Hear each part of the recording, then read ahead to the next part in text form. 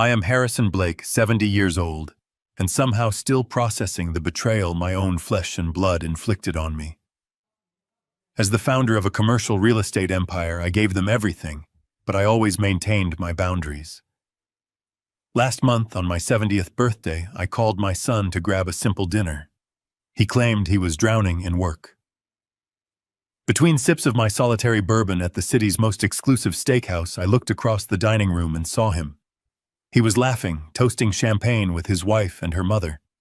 They thought I was just a clueless old man waiting to die. I simply walked over and snapped his corporate credit card in half right on their table.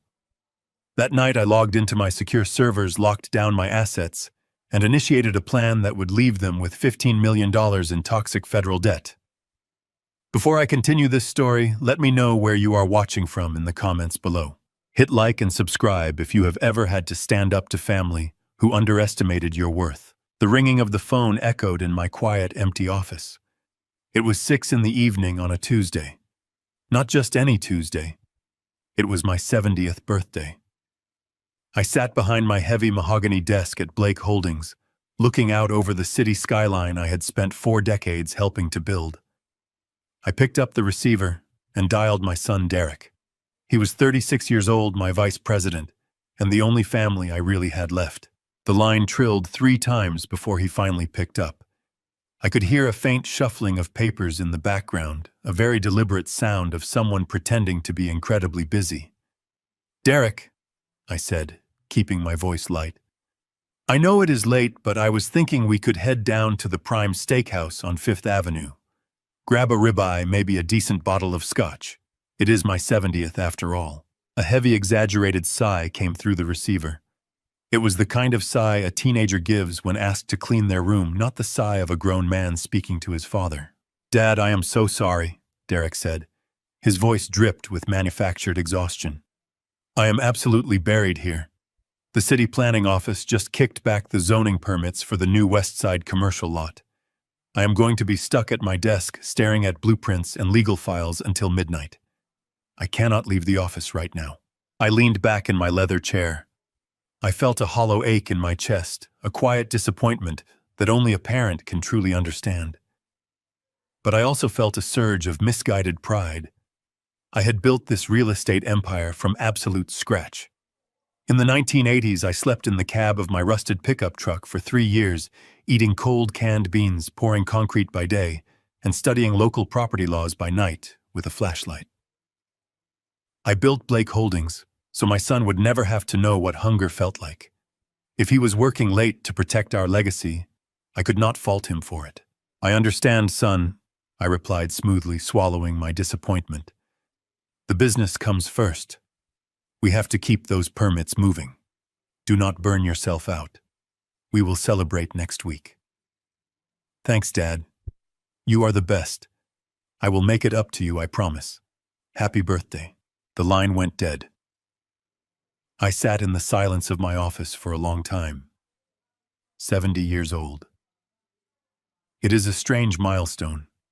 You expect to be surrounded by noise, by family, by a testament to the life you have lived. Instead, I had the hum of the air conditioning and the distant sirens of the city below. I decided I was not going to eat a frozen dinner on my 70th birthday. I put on my overcoat, took the private elevator down to the parking garage, and got into my car. As I drove through the bustling downtown streets, I thought about Derek's childhood. I remembered missing his Little League baseball games because I was negotiating bank loans to keep our company afloat. I remembered the guilt that ate at me every time I had to travel for business. I overcompensated, I knew that now. I gave him the brand new cars, the debt-free college education, the immediate executive title at my firm. I wanted to be the generous father, the man who provided a seamless, frictionless life. I thought I was protecting him. Instead, I had insulated him from the real world. I had denied him the struggle that builds character. And the result was a 36-year-old man who could effortlessly lie to his father on his birthday. The valet took my keys with a respectful nod when I arrived at the steakhouse. It was a place where everybody knew my name, a place where I had closed million-dollar deals over dry, aged steaks. I walked through the heavy glass doors into the warm, dimly lit restaurant. The smell of roasted garlic, seared meat, and expensive red wine filled the air. Soft jazz played over the speakers, blending perfectly with the low murmur of wealthy patrons enjoying their evening. The maitre d' approached me immediately, a warm professional smile on his face. "Mr. Blake, a very happy birthday to you, sir. Will you be joining the rest of your party?" I frowned, stopping in my tracks. "My party?" "Yes, sir," he said, gesturing toward the back of the dining room. "Your son arrived about 30 minutes ago with his guests. We put them at the center VIP booth just as he requested." A cold chill washed over my entire body. It was not the chill of the evening air. It was the sudden sharp drop in temperature that happens when your reality fractures. I did not ask the maitre d' to lead the way. I simply nodded and walked slowly through the dining room. Every step felt heavier than the last. I navigated around waiters carrying silver trays and tables filled with laughing couples. As I neared the center of the room, I heard it. A loud, booming laugh. It was Derek. I stopped behind a large, decorative pillar and looked toward the VIP booth. My son was not buried under zoning permits. He was not staring at blueprints. He was sitting in a plush leather booth, wearing a perfectly tailored suit, looking more relaxed than I had seen him in months. Sitting right beside him was his wife, Monica. She was leaning against his shoulder, holding a crystal flute of vintage champagne. And sitting across from them, demanding the attention of the entire table, was Patricia, Monica's mother. Patricia was a woman who always wore too much perfume and acted like old money, despite never having worked a day in her life. They were feasting. 3 massive seafood towers sat in the center of the table, piled high with fresh oysters, lobster tails, and king crab. 2 open bottles of champagne chilled in silver buckets beside them. I watched Patricia meticulously pick a lobster claw clean. I had never liked Patricia. From the moment Derek married Monica, Patricia had treated my wealth as her own personal lottery winning. She constantly made passive-aggressive comments about how tight I was with my assets, hinting that a good father would buy his son a bigger mansion or fund his mother-in-law's European vacations. I always ignored her, choosing family peace over petty squabbles. But seeing her here laughing with a mouthful of food made my blood boil. Monica, too, revealed a side of herself I had never seen. In my presence, she played the demure, respectful daughter-in-law. Now leaning against Derek, her eyes were sharp, calculating, and entirely dismissive. I stood in the shadows, completely paralyzed by the sheer audacity of the lie. My son had looked at his phone, seen it was his father calling on his 70th birthday, and chose to lie through his teeth so he could drink champagne with his mother-in-law. "Oh, Derek, you are too good to us," I heard Patricia say loudly, her voice cutting through the jazz music. "This place is magnificent, and on a Tuesday, no less. Only the best for my girls," Derek replied smoothly, raising his glass to clink against theirs. "We deserve a break. The office has been exhausting." Monica giggled, sipping her drink. "Are you sure your dad is not going to notice you slipped away? You know how obsessive he gets about his precious schedules." I held my breath, waiting for my son to defend me, waiting for him to show a shred of respect for the man who paid for the suit on his back and the roof over his head. Derek just scoffed, rolling his eyes. "Please, my dad is a clueless old man. He is so focused on his golf swing and his retirement plans that he has no idea what happens outside his own office anymore." He swallowed the excuse about the zoning permits without a second thought. He is completely out of the loop. The 3 of them burst into laughter. It was a cruel, mocking sound that hit me harder than a physical blow. I did not feel sadness in that moment. The hollow ache in my chest vanished, replaced instantly by a burning, razor-sharp clarity. I had spent 40 years dealing with corporate sharks, backstabbers, and hostile takeovers. I knew what a predator looked like. But I never expected to find 3 of them sitting at a dinner table feeding off my money and laughing at my expense. I did not turn around. I did not go home to cry. I stepped out from behind the pillar and began walking directly toward their table. The soft jazz continued to play, but the only thing I could hear was the rhythmic thud of my own footsteps on the hardwood floor. They were about to learn that this clueless old man was the one who built the cage they were sitting in. I took my first step away from the shadows. The soft jazz playing through the hidden speakers of the steakhouse seemed to fade into the background, replaced entirely by the steady, measured sound of my own leather shoes striking the polished hardwood floor. I did not rush. A man who has spent 40 years navigating the treacherous waters of commercial real estate knows the value of pacing. You never run toward a crisis. You walk toward it owning every single inch of the space you occupy. As I approached the center VIP booth, the trio remained entirely oblivious to my presence. Patricia was holding court, waving a silver oyster fork in the air, as she told a story, her manicured fingers adorned with diamonds that my son's salary had undoubtedly paid for. Monica was laughing, tossing her head back, her perfect hair catching the dim ambient light. And Derek, my own flesh and blood, the boy I had carried on my shoulders and built an empire for, sat there with a smug, relaxed grin on his face, pouring another glass of vintage champagne for his mother-in-law. I stopped exactly 2 feet from the edge of their table. I just stood there, letting my shadow fall across the pristine white linen tablecloth. Derek was the first to notice. The smile froze on his face, his eyes widening, as if he had just seen a ghost materialize from the floorboards. The crystal champagne flute in his hand tipped slightly, spilling a few drops of the expensive golden liquid onto his cuff. He choked on his breath. Monica followed his gaze. Her laughter cut off so abruptly, it sounded like she had been gagged. She stiffened, pressing her back against the leather booth, her eyes darting between me and her husband in absolute panic. Patricia was the last to realize the party was over. She lowered her oyster fork, her mouth still half open, the arrogant glint in her eyes instantly replaced by a wide-eyed stare. For 10 agonizing seconds, nobody spoke. The surrounding tables continued their lively conversations, completely unaware of the silent storm that had just descended upon this booth. "Dad," Derek finally managed to whisper.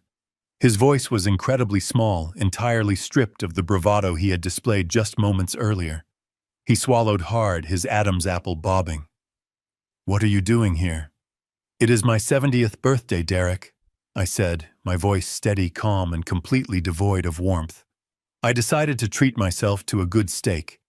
Since you told me you were buried under a mountain of zoning permits at the office, I figured I would be eating alone."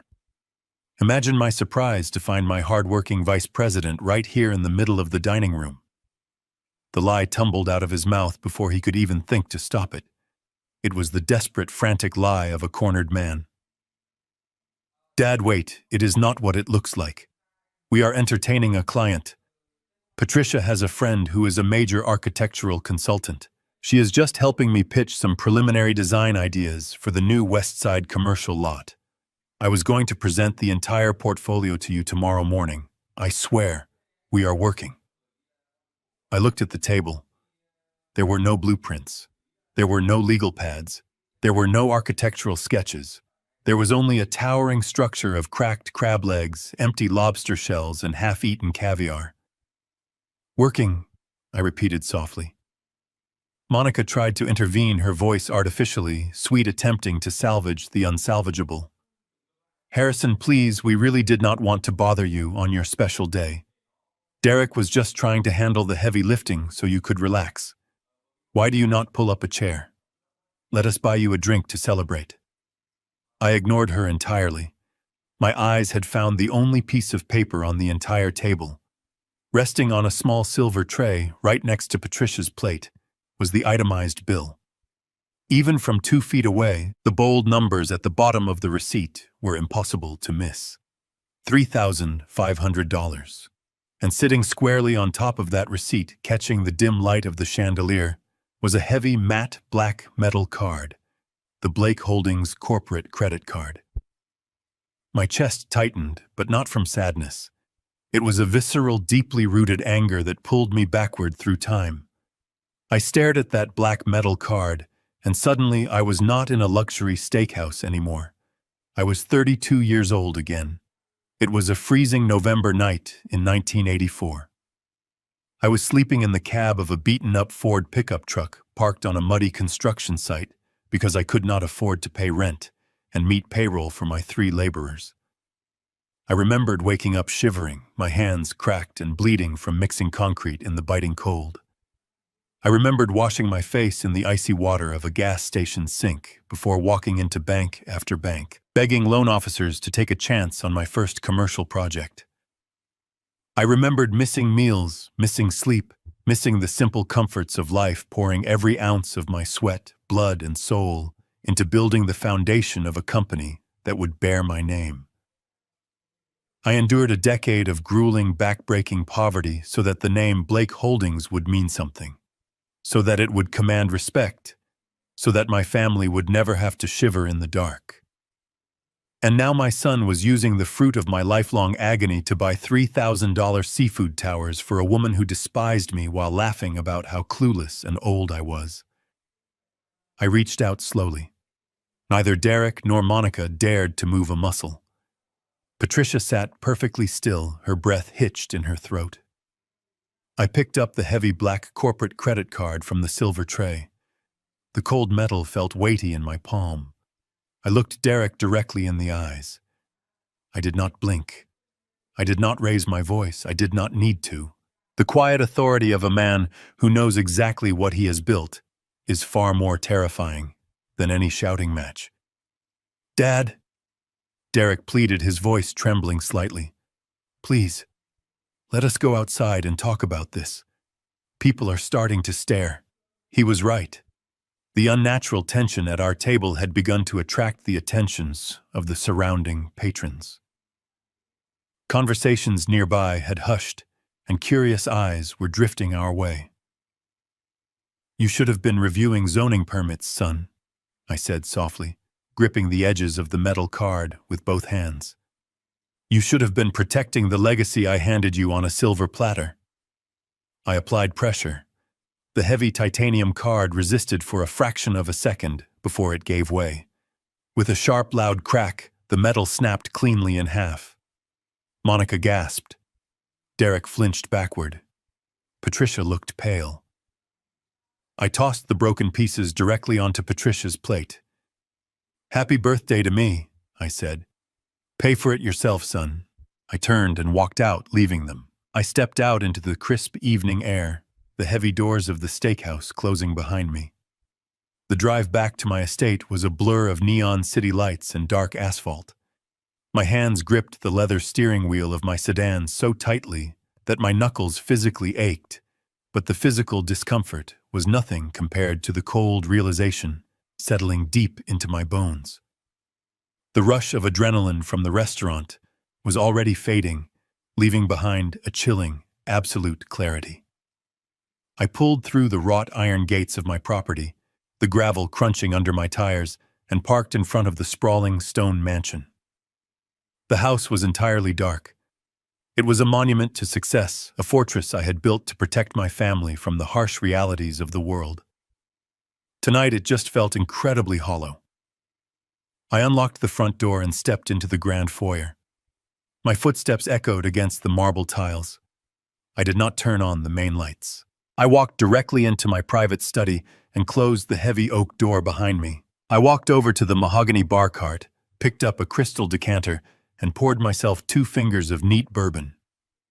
I held the glass up to the moonlight filtering through the window, but I did not take a sip. My mind was racing, analyzing every micro-expression I had just witnessed at that dinner table. Derek had not just lied to me. He had lied with the practiced, seamless ease of a man who had done it 100 times before. The shock of snapping that corporate credit card was wearing off, and the analytical side of my brain, the side that had ruthlessly evaluated commercial real estate acquisitions for 4 decades, completely took over. I sat down in my wingback chair and set the bourbon on the desk. This was not about a missed birthday. It was not even about the $3,500 spent on fresh oysters and vintage champagne. Those were just symptoms. The real disease was the staggering entitlement I had seen in their eyes. Patricia had been gorging herself on my dime, completely unfazed, treating my son like her own personal bank account. And Monica had mocked me, She had giggled while Derek called me a clueless old man who was too obsessed with golf to notice what was happening in his own company. That was the specific piece of the puzzle that made my stomach twist into a hard, unforgiving knot. Derek believed I was entirely blind. He genuinely believed that because I had stepped back to let him handle the daily operations of Blake Holdings, I had lost my edge. If he felt comfortable enough to casually swipe a high-limit corporate card for a lavish family dinner, knowing the accounting department processed those receipts every single Friday, it meant he was no longer afraid of oversight. It meant he had circumvented the oversight entirely. A man does not start by stealing thousands of dollars in front of an audience. He starts small. He tests the fences. Only when he is certain the security alarms are disconnected does he grow bold enough to throw a feast in the middle of the city. I looked around my study at the framed blueprints of my first commercial high-rise, at the worn yellow hard hat I kept on a shelf as a reminder of exactly where I came from. I had spent 40 years ensuring that no external force could ever steal a single brick from my empire. Now the thief had the keys to the front door. I did not sleep a single minute that night. I sat in the dark, watching the shadows stretch and shift across the Persian rug as the early morning hours ticked by. I traced the lineage of my son's recent behavior. The sudden, unannounced meetings with contractors I had never vetted. The times I had asked to review the quarterly expenditure reports, only for Derek to brush me off, claiming he was still consolidating the numbers for a cleaner presentation. I had blindly given him the benefit of the doubt. I had allowed the pride of a father to completely override the survival instincts of a chief executive. I had trained him to manage vast properties, negotiate complex leases, and oversee massive construction budgets. I had handed him immense financial power, assuming his moral compass was as sturdy as the steel beams holding up our corporate buildings. That assumption was the greatest liability of my entire career. By the time the first rays of morning light breached the horizon, painting the sky in pale shades of orange and gray, my parental grief had completely burned away. What remained was a singular, unbreakable resolve. I stood up, my joints stiff from the long night, and walked over to my desk. I picked up my phone and checked the time. It was exactly 6 in the morning. Too early for most of the corporate world, but not for the man I desperately needed to call. I dialed the direct cell phone number of Gregory Pierce. Gregory was the senior corporate attorney for Blake Holdings. He was a ruthless, brilliant legal mind who had stood faithfully by my side during the most vicious corporate battles of the late 90s. He answered on the second ring, his voice crisp and immediately alert. He knew that if I was calling him before dawn, the sky was falling. I did not waste time with pleasantries or small talk. I told him exactly what had happened at the restaurant. I described the forged excuse, the champagne, the mockery, and the severed corporate card. Gregory listened in absolute silence. When I finished my recounting, he let out a slow, measured breath. I told him that I needed a complete, unvarnished picture of my son's financial footprint within the company. I instructed Gregory to bypass the internal accounting department entirely. I wanted a forensic shadow audit conducted on every single transaction Derek had authorized over the last 24 months. I wanted every corporate credit card statement, every vendor invoice he had signed, and every expense report he had submitted, pulled and scrutinized by an external team. Gregory warned me that this kind of internal investigation could trigger alarms if Derek had accomplices in the finance department. I told him to lock down the server access under the guise of a routine security upgrade. Derek was not to know a single thing until I had every piece of paper in my hands. Gregory agreed, his tone turning deadly serious. He promised to have a preliminary report on my desk by noon. I hung up the phone and looked out the glass window. The sprawling city below was just beginning to wake up, the streets filling with people rushing to their daily work.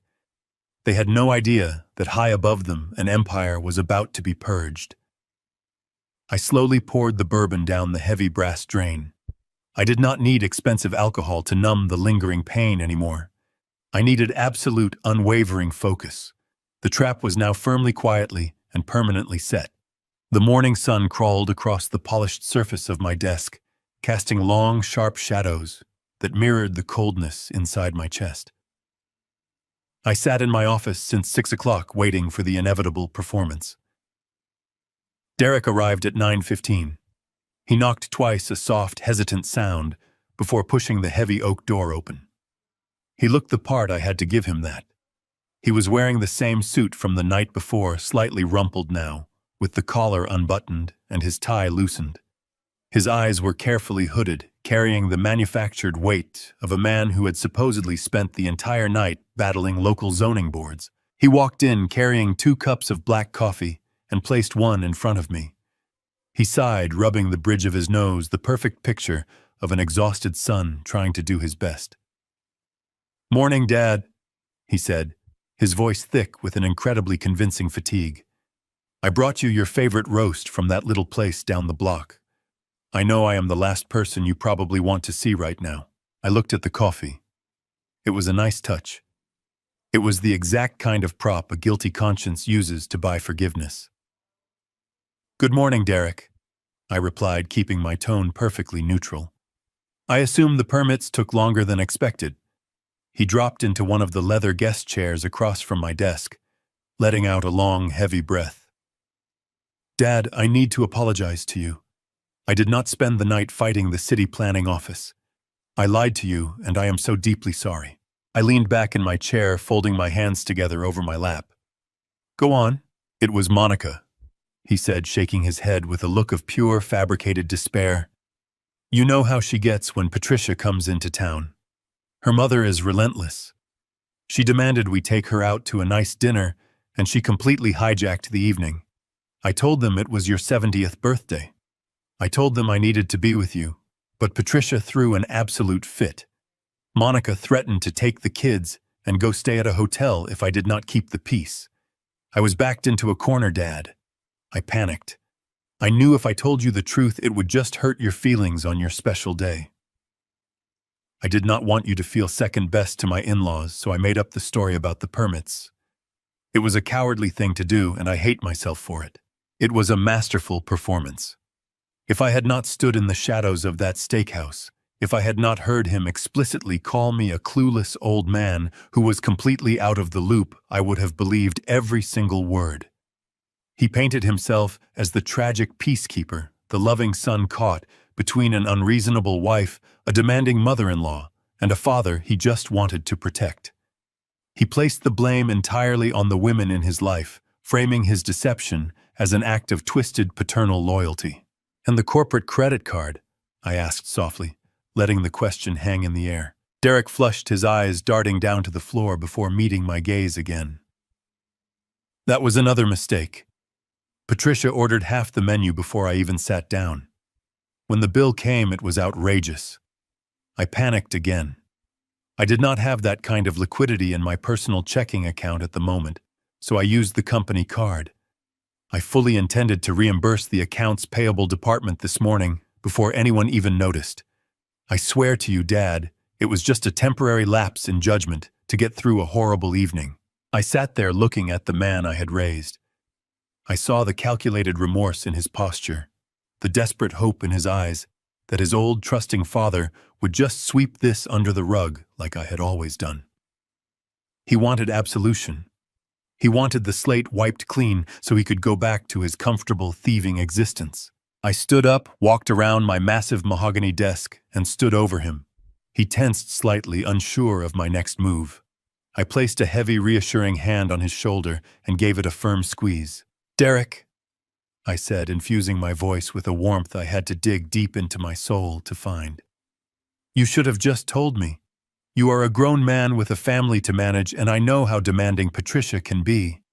Marriage is about compromise. If you had to take them out to keep the peace in your home, I understand that. Family dynamics are rarely simple." The relief that washed over his face was immediate and sickening. The tension completely drained from his shoulders. He looked up at me with a grateful, boyish smile, the smile of a predator who realizes the trap has not yet sprung. "Thank you, Dad." He breathed out, visibly relaxing into the chair. "You do not know how much that means to me. I thought you would be furious. I am disappointed you felt you had to lie. I continued playing the role of the benevolent patriarch flawlessly. But we have a business to run, a legacy to protect. Do not let this happen again. Reimburse the accounting department by the end of the week, and we will put this entire incident behind us. We will celebrate my birthday properly this weekend, just the two of us. How does that sound? It sounds perfect, Dad. I promise no more lies. I am going to make you proud. I know you will, son. Now go get cleaned up. We have a board meeting to prepare for, and I need my vice president operating at full capacity. Derek stood up, buttoned his collar, and adjusted his tie. His confidence was completely restored. He walked out of my office with a renewed spring in his step, secure in the delusion that he had successfully manipulated the clueless old man once again. I watched the heavy oak door click shut behind him. My smile vanished instantly. The warmth I had forced into my eyes evaporated, leaving behind nothing but cold, calculating focus. I walked back to my desk and picked up the cup of coffee he had brought me. I walked over to the nearest potted plant and poured the dark liquid directly into the soil. I would not accept a peace offering purchased with my own stolen money. Exactly 45 seconds after Derek's footsteps faded down the executive hallway, a soft chime echoed from the back of my office. It was the private executive elevator, a direct line from the underground parking garage that only I and a select few trusted individuals had clearance to use. Gregory Pierce stepped into the room.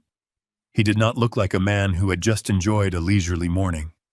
His tie was slightly crooked, his jaw was tight, and his eyes carried the grave intensity of a general preparing for war. In his arms, he carried a massive bound stack of bank statements, ledger printouts, and digital transaction logs. The stack was easily 6 inches thick, a mountain of financial data gathered in record time. He walked briskly across the room and dropped the entire pile onto the center of my mahogany desk. The paper hit the wood with a heavy thud. "Good morning, Harrison," Gregory said, his voice completely devoid of emotion. "I brought the shadow audit you requested." I looked down at the towering stack of documents. "That was fast, Gregory. Did the internal systems flag anything while you were pulling the data?" "No," he replied, loosening his tie. "I used the backdoor protocols we established last year. Derek and the finance department have absolutely no idea we pulled these records. As far as the system is concerned, these documents were never accessed." "Good. I just finished speaking with him. He fed me a story about an overbearing mother-in-law and a moment of weakness. He thinks the problem is completely resolved." "Let him think that," Gregory said, pulling a chair up to the desk, "because the problem is vastly larger than a single steak dinner. I spent the last 3 hours analyzing his corporate expenditure flow, and what I found is going to make you extremely sick. This is far worse than we could have ever predicted." I took my seat directly across from him. I placed my 2 hands flat on the desk, bracing myself for the harsh reality. "Tell me exactly what my son has been doing behind my back." Gregory opened the thickest folder. He did not look at me with pity. He looked at me with the cold, clinical precision of a surgeon about to make an incision. He slid a stapled document across the polished mahogany. It was a summary spreadsheet highlighting Derek's personal authorizations over the past 12 months. I stared at the numbers. The $3,500 dinner bill from the steakhouse, the catalyst that had ignited this entire investigation, was listed at the very bottom. Next to the other line items, that extravagant meal looked like pocket change. It was a rounding error in a sea of massive withdrawals. "The dinner was just a symptom of a much larger disease," Gregory said, tapping his pen against the spreadsheet. "Over the last year, Derek has authorized exactly $842,000 in independent consulting and design fees. All of these payments have been funneled to a single external vendor, a company called Lumina Design." I picked up the spreadsheet. The name meant absolutely nothing to me. In the commercial real estate business, you know the major players. You know, the prestigious architectural firms, the heavy-hitting structural engineering consultants, the elite environmental analysts. I had personally cultivated relationships with the best firms in the city over 4 decades. Lumina Design was a ghost. It did not exist in my world. I asked Gregory to hand me the vendor file. He passed over a thick manila envelope containing the invoices and the master service agreements Derek had signed. I opened the folder and began to read. Building an $800 million real estate empire does not happen by accident. It happens because you learn to read the fine print. In my 30s, I could not afford high-priced corporate lawyers. I spent my evenings sitting at a cheap kitchen table reading municipal zoning codes and construction contracts until my vision blurred. I knew what a legitimate service agreement looked like. I knew the specific ironclad language required to protect a commercial developer from liability. The documents in my hands were an absolute insult to my intelligence. The legal jargon was sloppy amateurish and completely boilerplate. It looked like something a college student had copied and pasted from a free legal website. There were no specific performance metrics. There were no defined delivery dates. The scope of work was incredibly vague, citing general terms like aesthetic consultation, preliminary spatial conceptualization, and ambient interior styling. In the high-stakes world of commercial development, you do not pay hundreds of thousands of dollars for ambient interior styling before the concrete foundation is even poured. You pay for structural blueprints. You pay for load-bearing calculations. You pay for hard, undeniable deliverables. Where are the deliverables, Gregory? I asked, keeping my voice dangerously quiet as I flipped through the pages. If we paid this company over $800,000 in a single year, there must be a mountain of schematics. There should be digital renderings, physical models, comprehensive traffic flow analyses for our new commercial lots. Where is the actual work? Gregory leaned forward, resting his forearms on the desk. That is the most disturbing part, Harrison. There is no work. I gained temporary access to Derek's digital project management drives. I searched for every file associated with Lumina Design. There are no blueprints. There are no computer-aided design files. There are no site survey reports. The only things that exist in their vendor profile are these incredibly vague invoices, which Derek personally approved and expedited through our accounts payable department every single month. I laid the papers down. The reality of the situation washed over me in a cold, suffocating wave. My son was not just entitled. He was not just arrogant or lazy. He was actively and deliberately stealing from the company I had built from the dirt up. He was siphoning capital that belonged to Blake Holdings Capital that was meant to secure the jobs of my employees and the future of our legacy. He had created a pipeline to drain my life's work. Have you tracked the destination of these funds? I asked, staring at the sloppy signature of my son at the bottom of a fraudulent invoice. Who exactly is receiving these wire transfers? Gregory sighed heavily. I am still tracing the ultimate destination of the capital, but I can tell you right now that Lumina Design is a classic shell company. It was incorporated in Delaware 14 months ago. There is no physical office address, only a registered agent and a post office box. There is no website. There are no other listed clients. The company was created for the sole exclusive purpose of billing Blake Holdings. I closed my eyes for a moment, letting the silence of the office settle around us. The betrayal was so profound, it felt almost surreal. I thought back to the conversation I had just had with Derek. The feigned exhaustion, the calculated apologies, the promise to make me proud.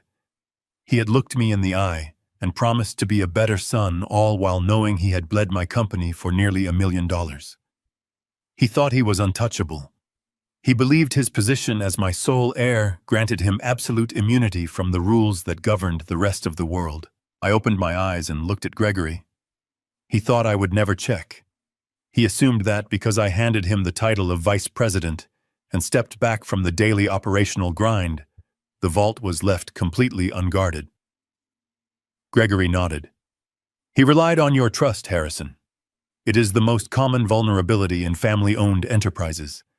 The perpetrator banks on the fact that a parent will always give their child the benefit of the doubt. They weaponize your love to blind you to the numbers. He underestimated me, I stated firmly. He forgot how this company was built. I did not survive the recession of 1988 by being blind to the numbers. I did not crush the hostile takeover attempt in 2004 by ignoring the details. Every single dollar that moves through Blake Holdings is a dollar I bled for. And no one, not even my own flesh and blood, is going to treat my life's work like a personal slush fund. I picked up the stack of invoices and tapped them against the mahogany desk, aligning the edges perfectly.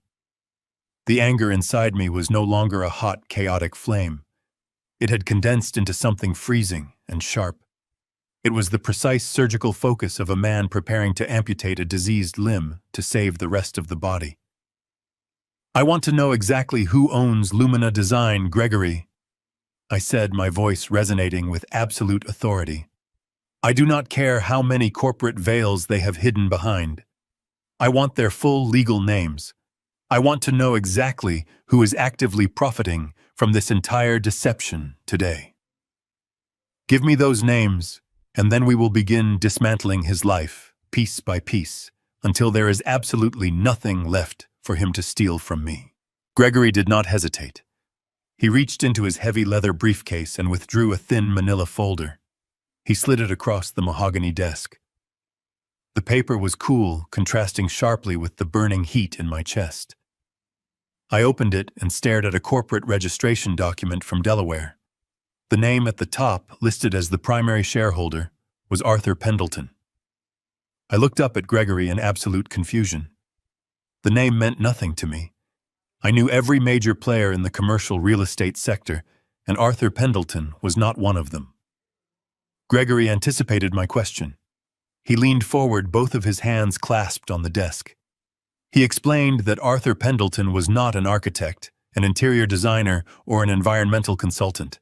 He was a retired car salesman living in a modest condominium in Wilmington. More importantly, Gregory added, his voice dropping to a grim register, Arthur Pendleton was Patricia's first cousin. The revelation hung in the air. The puzzle pieces violently slammed together. My son was not just paying a fraudulent vendor. He was deliberately funneling hundreds of thousands of dollars of my capital directly into his mother-in-law's family. Gregory pulled out another sheet of paper detailing the flow of the stolen funds. The money did not stay in Delaware. As soon as Blake Holdings paid Lumina Design for their fictitious interior styling, the funds were immediately wired into an offshore trust account. From that trust, the money was utilized to finance a lavish lifestyle. Gregory read off the expenditures, his tone clinical and detached. There were charges for chartered private jets to the Amalfi Coast. There were invoices for custom diamond jewelry, sports cars, and exorbitant monthly spa memberships. Derek was not just a negligent vice president making administrative errors. He was a systematic thief. He was bleeding the legacy I built to finance the frivolous existence of his wife and her mother. I sat back in my chair, staring blindly at the registration document. For a fleeting moment, a profound sense of paternal grief washed over me. I thought of Derek as a little boy running across the front lawn with a baseball glove, eager to make me proud. I wondered where that boy had gone and how he had mutated into the greedy, entitled man sitting down the hall. But the grief was a momentary weakness. It was quickly consumed by an overwhelming wave of absolute, uncompromising fury. I had not spent 40 years fighting off hostile takeovers, navigating market crashes, and crushing aggressive competitors, just to let my own flesh and blood dismantle my empire from the inside. If Derek wanted to play the role of a corporate predator, I would treat him like one. I picked up the brass telephone sitting on the corner of my mahogany desk. My hand was completely steady. There was no tremor of hesitation. I looked at Gregory, my jaw set in stone. I told him that we were ending this immediately. I instructed him to dial his contacts at the Federal Bureau of Investigation. I wanted agents walking through the front doors of Blake Holdings within the hour. I wanted Derek handcuffed in the middle of the executive floor, paraded past his colleagues, and thrown into the back of a federal cruiser. I wanted his assets frozen, his bank accounts seized, and a full criminal indictment drafted by the end of the day. He had committed wire fraud, corporate embezzlement, and conspiracy. He was going to face the maximum penalty the law would allow. I would not protect him. I would let the justice system crush him entirely. Before my fingers could even punch in the first digit on the keypad, Gregory reached across the desk and firmly placed his hand over the receiver. I looked up at him, my eyes narrowing with intense defensive anger. I demanded to know what he was doing. I told him to let go of the phone. But Gregory did not move.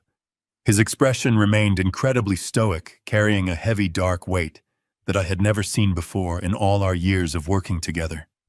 He gently pressed the receiver back down onto the base, severing the dial tone. He told me to wait.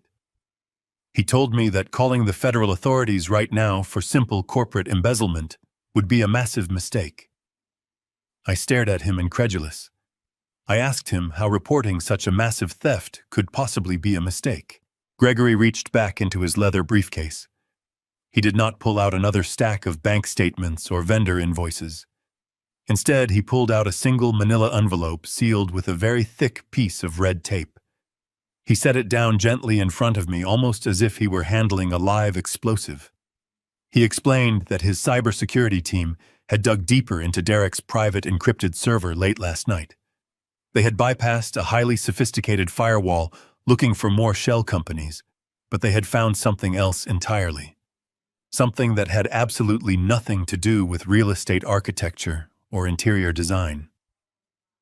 My heart began to pound, a steady, ominous rhythm against my ribs. I picked up the envelope, broke the red seal, and pulled out a solitary encrypted digital document printed on thick corporate letterhead. Gregory watched me closely, his voice dropping to a quiet, harsh whisper. He told me that the embezzlement we had uncovered was terrible, but it was essentially just the operational funding for a much larger, much more sinister scheme. I unfolded the paper and stared at the bold, black text. It was a wire transfer confirmation. But it was not directed to Lumina Design, nor was it sent to an offshore trust account in the Caribbean. It was a direct, localized wire transfer for exactly $50,000. I looked at the recipient line. It was a private medical practice located in a very exclusive, discreet neighborhood on the Upper East Side of the city. I read the name of the recipient out loud. It belonged to a prominent, highly sought-after private neurologist. A deep, suffocating confusion swirled rapidly in my mind. I asked Gregory why my son would wire $50,000 of stolen capital to a brain specialist. Was Derek sick? Was Monica dealing with a hidden medical crisis? Gregory slowly shook his head, his eyes locking onto mine with a dark, unsettling certainty. He leaned across the desk, his voice barely above a breath, yet it echoed through the silent office like a thunderclap. He told me Derek wasn't sick. He told me they had been monitoring the email exchanges attached to that specific wire transfer. The $50,000 was not a payment for legitimate medical treatment. It was a massive, untraceable bribe. Gregory pointed a steady finger at the neurologist's name on the receipt. He told me that Derek, Monica, and Patricia were actively paying a corrupt medical professional to falsify my personal health records. The room felt devoid of oxygen. The implications slammed into me, staggering all my senses. The embezzlement was just the surface. They were funding a medical conspiracy to destroy my entire life completely. The embezzlement was just the surface. They were funding a medical conspiracy to destroy my entire life completely. The sheer magnitude of Gregory's statement hung in the air, thick and suffocating. I stared at the wire transfer receipt, my eyes tracing the ink that spelled out the name of the private neurologist. Dr. Aris Thorne. He was not just any physician.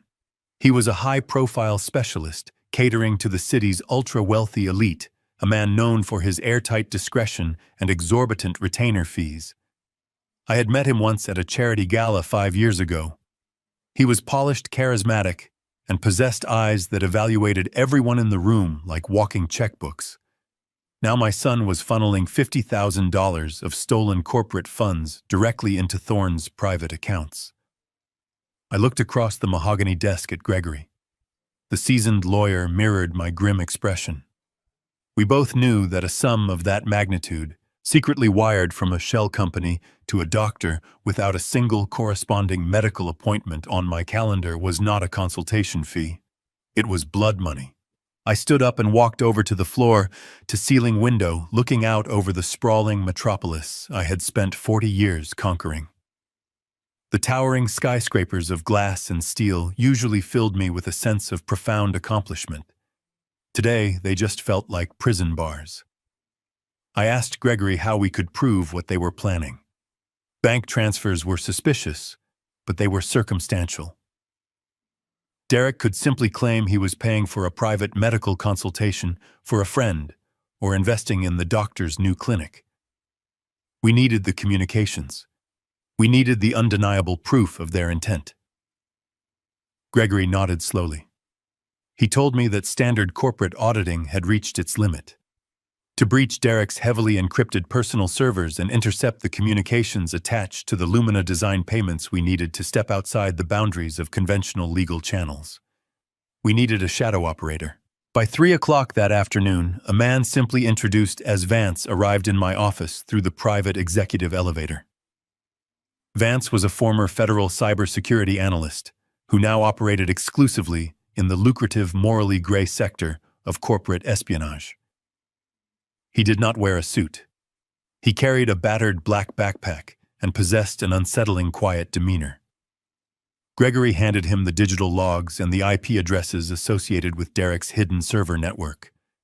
Vance did not ask questions. He simply set up his encrypted laptop on my conference table, connected a series of complex routing devices, and began to work. The atmosphere in the office grew impossibly tense. For 6 grueling hours, Gregory and I sat in silence, watching the sun dip below the city skyline, casting long, dark shadows across the room. The only sound was the frantic, rhythmic tapping of Vance's fingers against his keyboard. I poured a glass of water, my mind racing through 1,000 agonizing scenarios. I thought about Monica playing the sweet, devoted daughter-in-law at every holiday dinner, smiling warmly, while secretly plotting my demise.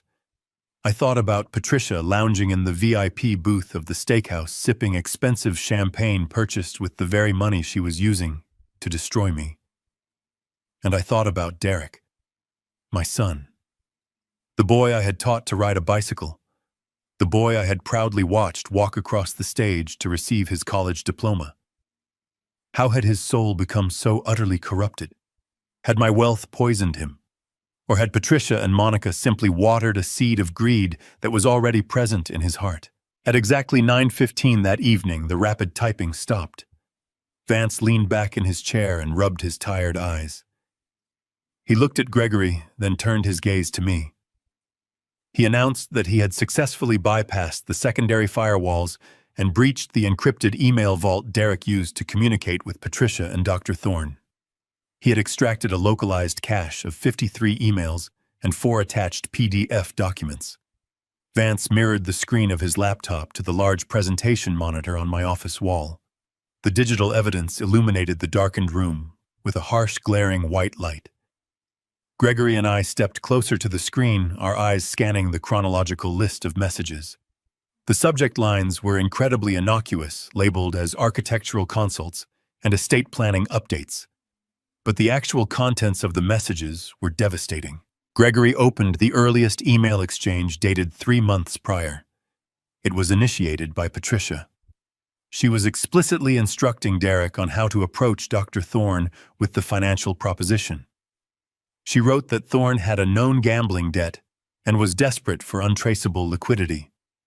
The subsequent emails detailed a chilling, meticulously planned negotiation. Derek offered Thorne $50,000 upfront, funneled through the Lumina Design shell company, with a promise of another $200,000 once the final objective was achieved.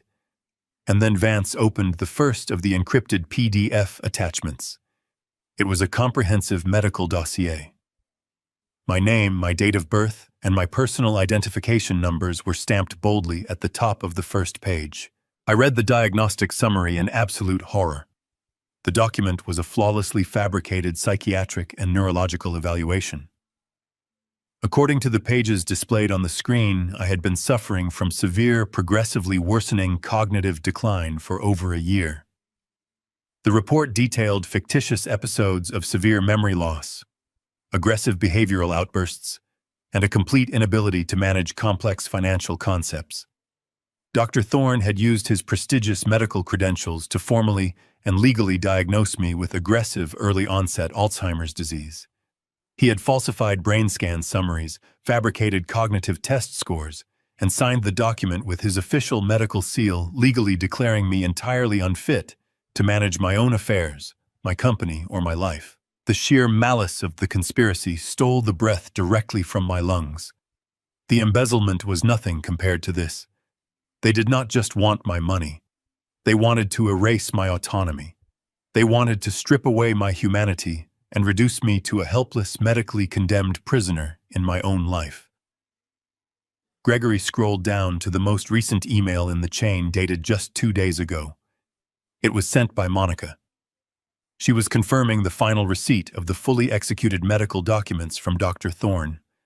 Her message was brief, cold, and dripping with triumphant malice. She wrote to Derek and Patricia confirming that the doctor had delivered the final paperwork.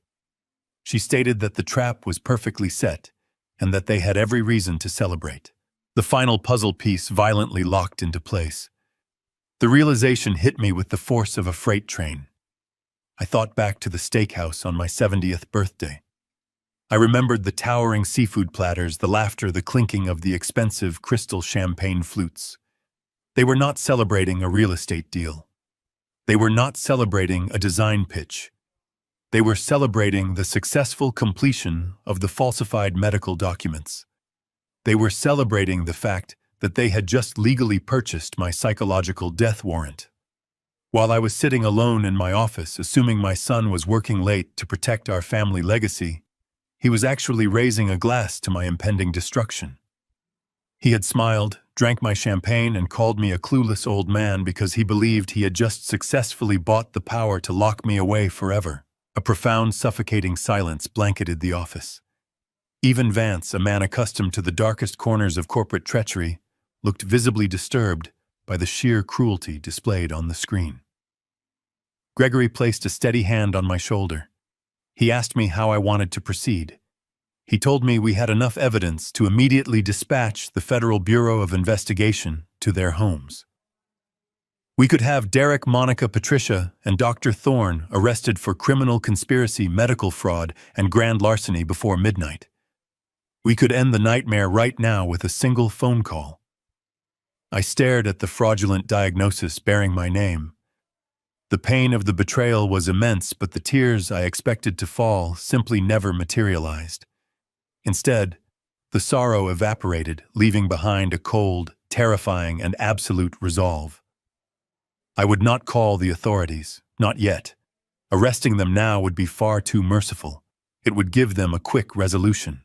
They had spent months digging a grave for me, and I was going to make absolutely certain that they were the ones who fell into it. I stared at Gregory, my mind struggling to process the sheer magnitude of the evil sitting on my mahogany desk. A medical conspiracy. My own son was not just trying to steal my money, he was trying to erase my existence entirely. I asked Gregory to show me the rest of the communications. I needed to see every single word they had written. I needed to understand exactly how deep this rot went into my family. Vance typed a few commands on his keyboard, bringing up a highly organized folder containing dozens of intercepted text messages and encrypted chat logs between Derek, Monica, and Patricia. The messages were displayed chronologically on the large presentation monitor, painting a chilling step-by-step portrait of my own planned demise. Gregory stood up and pointed to a conversation dated 3 weeks ago. It was a group chat led by Patricia. She was the one who first proposed the legal mechanism. She had somehow discovered a specific obscure clause buried deep within the corporate bylaws of Blake Holdings. It was a clause I had personally written 30 years ago to protect the company in the event of a sudden, catastrophic health crisis. It was called the medical incapacity proxy. The clause stipulated that if the chief executive officer was definitively diagnosed with a severe cognitive degenerative disease by a board-certified medical professional, the vice president could legally petition the board of directors for an immediate involuntary transfer of power. I read the messages in absolute disbelief. Derek had responded to Patricia with eager enthusiasm. He wrote that the annual board meeting was scheduled for next week. He explicitly stated that this meeting would be the perfect stage to execute the coup. He planned to stand up in front of the board, play the role of the heartbroken, dutiful son, and present the falsified Alzheimer's disease diagnosis. He would claim that my mind was rapidly deteriorating, that I was no longer fit to manage the $800 million real estate empire I had built from nothing, and that he needed to assume complete control for my own good. He had even drafted a rough version of the speech he planned to give, complete with fake emotional pauses and hollow expressions of paternal love. Monica had chimed into the conversation next, her messages practically vibrating with unchecked greed. She detailed her plans for my office, discussing how she wanted to remodel the executive suite once I was forcibly removed. She talked about liquidating my private stock portfolio and using the capital to purchase a sprawling estate in the Hamptons. She even made jokes about how quickly they could rebrand the company to erase my name from the letterhead. They were dividing the spoils of a war they thought they had already won. They were carving up my legacy like vultures circling a dying animal. But the true horror of their blueprint was not the corporate takeover. The theft of my company was painful, but it was ultimately just a financial loss. The darkest part of their conspiracy was what they planned to do with me physically once the board stripped me of my authority. I asked Vance to open the final thread of messages, a private exchange between Patricia and Derek regarding my immediate living arrangements. My blood ran completely cold as I read Patricia's instructions on the glowing screen. She told Derek that they could not simply force me into retirement and leave me in my own home.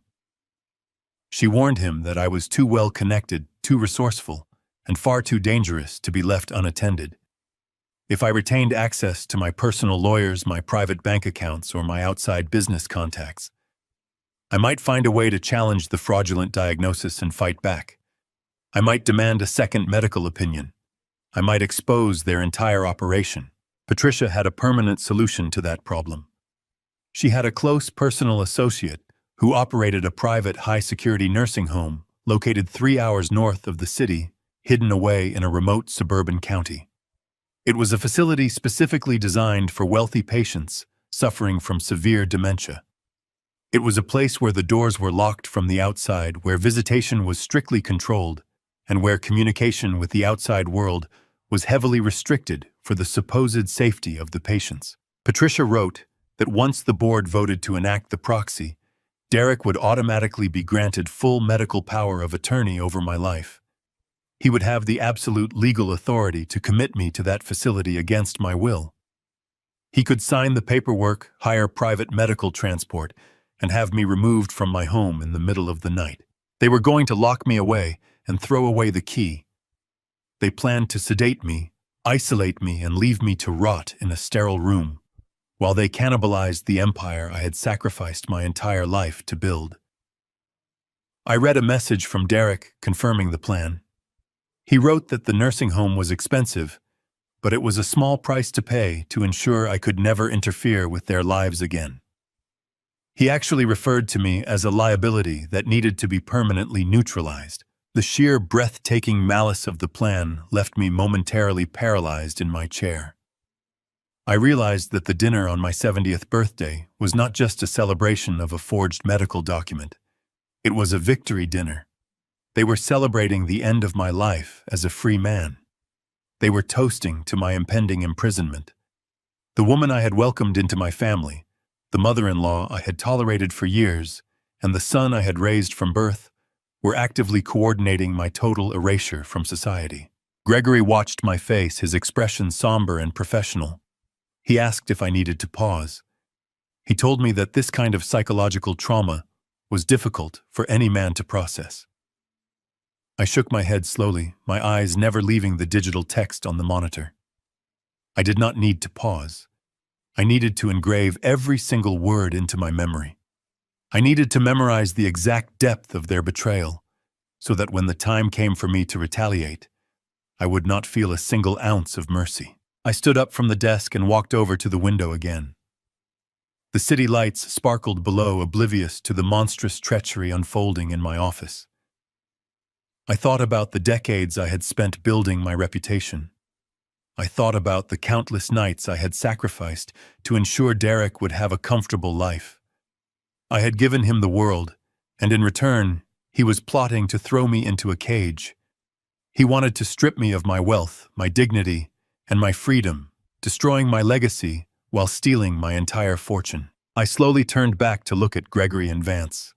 The cold, absolute resolve that had taken root deep in my chest now hardened into an unbreakable diamond. I would finally let them walk directly into a trap of their own making. I turned away from the window and walked slowly back to my chair.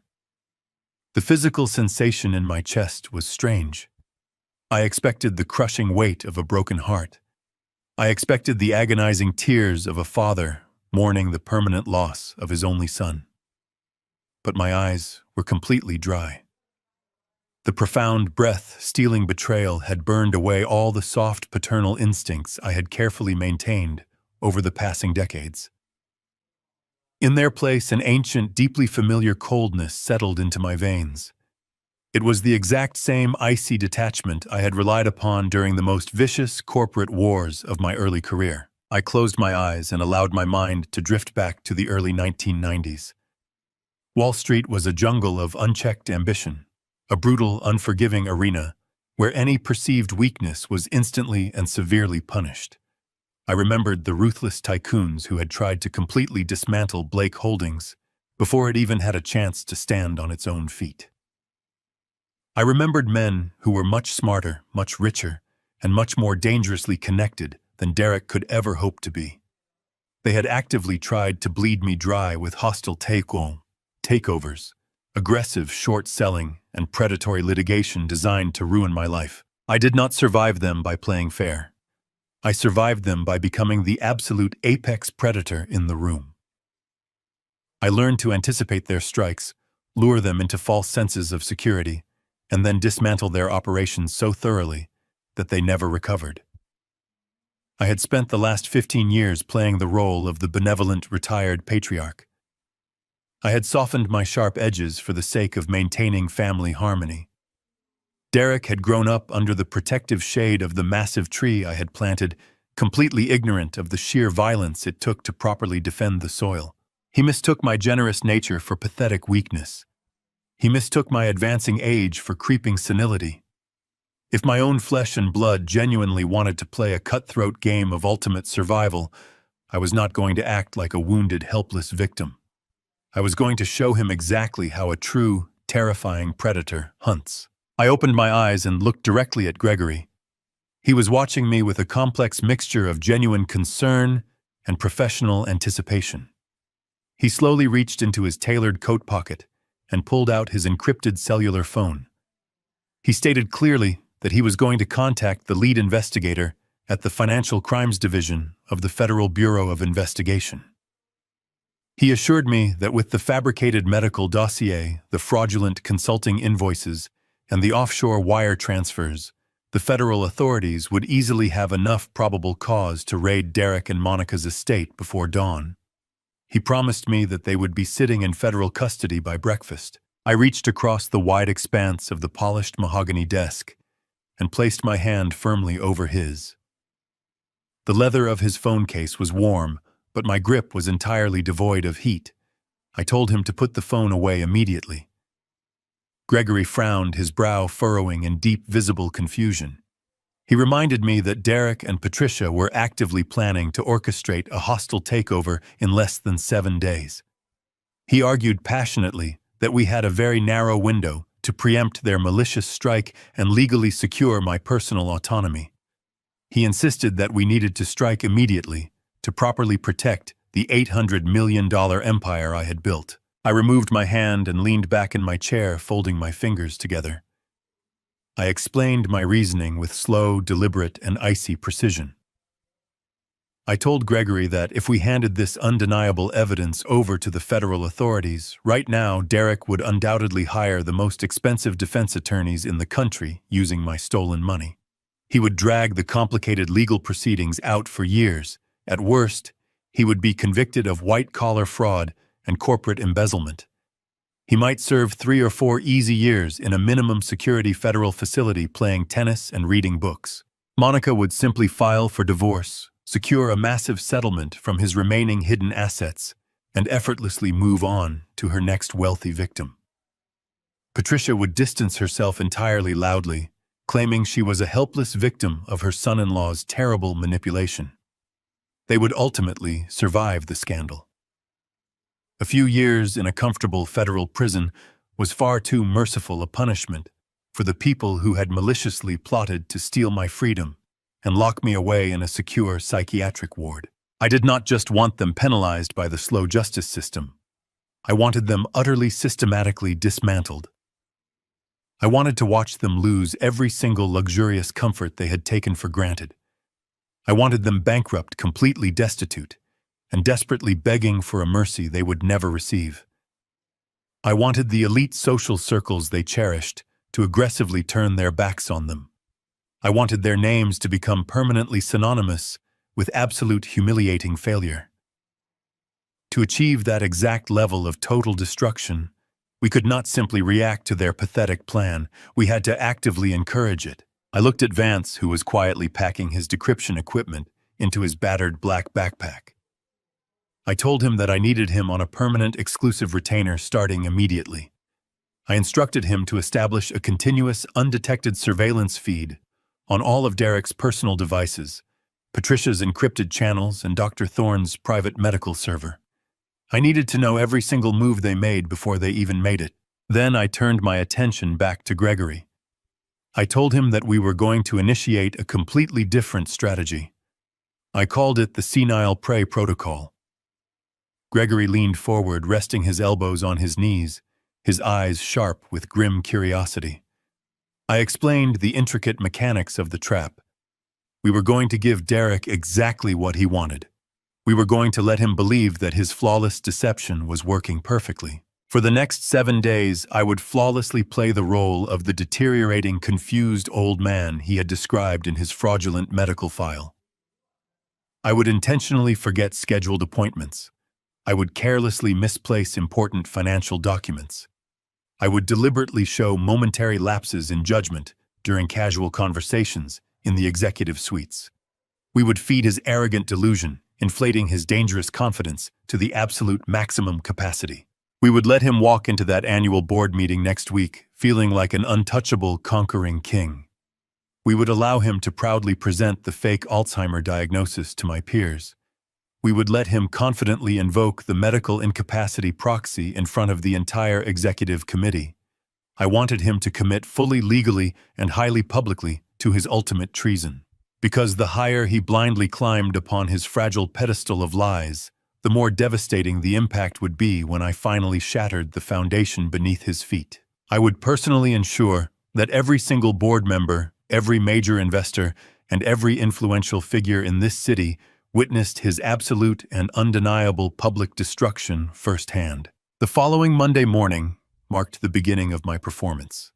I arrived at the executive suite exactly at 8 sharp, wearing a tailored navy suit that felt slightly too large, an intentional choice to make me appear diminished. My secretary, a brilliant woman named Sarah, who had managed my schedule for 2 decades, greeted me with her usual warm smile.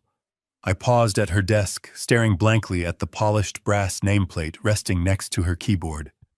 I let a long, uncomfortable silence stretch between us, narrowing my eyes as if struggling to grasp a distant memory. I asked her if she had seen the quarterly projections from the Chicago division, deliberately calling her Susan. Sarah blinked, a brief flash of confusion crossing her features, before she gently corrected me and handed over the file. It was a minor slip, completely inconsequential on its own, but in the highly pressurized ecosystem of Blake Holdings, rumors of vulnerability traveled faster than electricity. By noon, I knew Derek would have heard about the lapse. I spent the afternoon actively dismantling my own reputation for immaculate precision. During a high-level strategy meeting with the regional directors, I sat at the head of the long glass table and stared at the projected revenue charts. When Derek stood up to present his carefully curated numbers for the upcoming fiscal quarter, I interrupted him mid-sentence. I asked him to repeat the operational costs for the third time, feigning a profound inability to follow his simple logic. I rubbed my temples, sighed heavily, and muttered that the numbers simply were not making sense to me today. I watched the other directors exchange nervous, fleeting glances. Derek, however, handled the interruption with masterful, poisonous grace. He walked over to my chair, placed a reassuring hand on my shoulder, and slowly repeated the figures, using the patronizing tone one might reserve for a confused toddler. I nodded slowly, playing the part of the weary old man, grateful for his son's patience. The trap was not just about public displays of cognitive failure.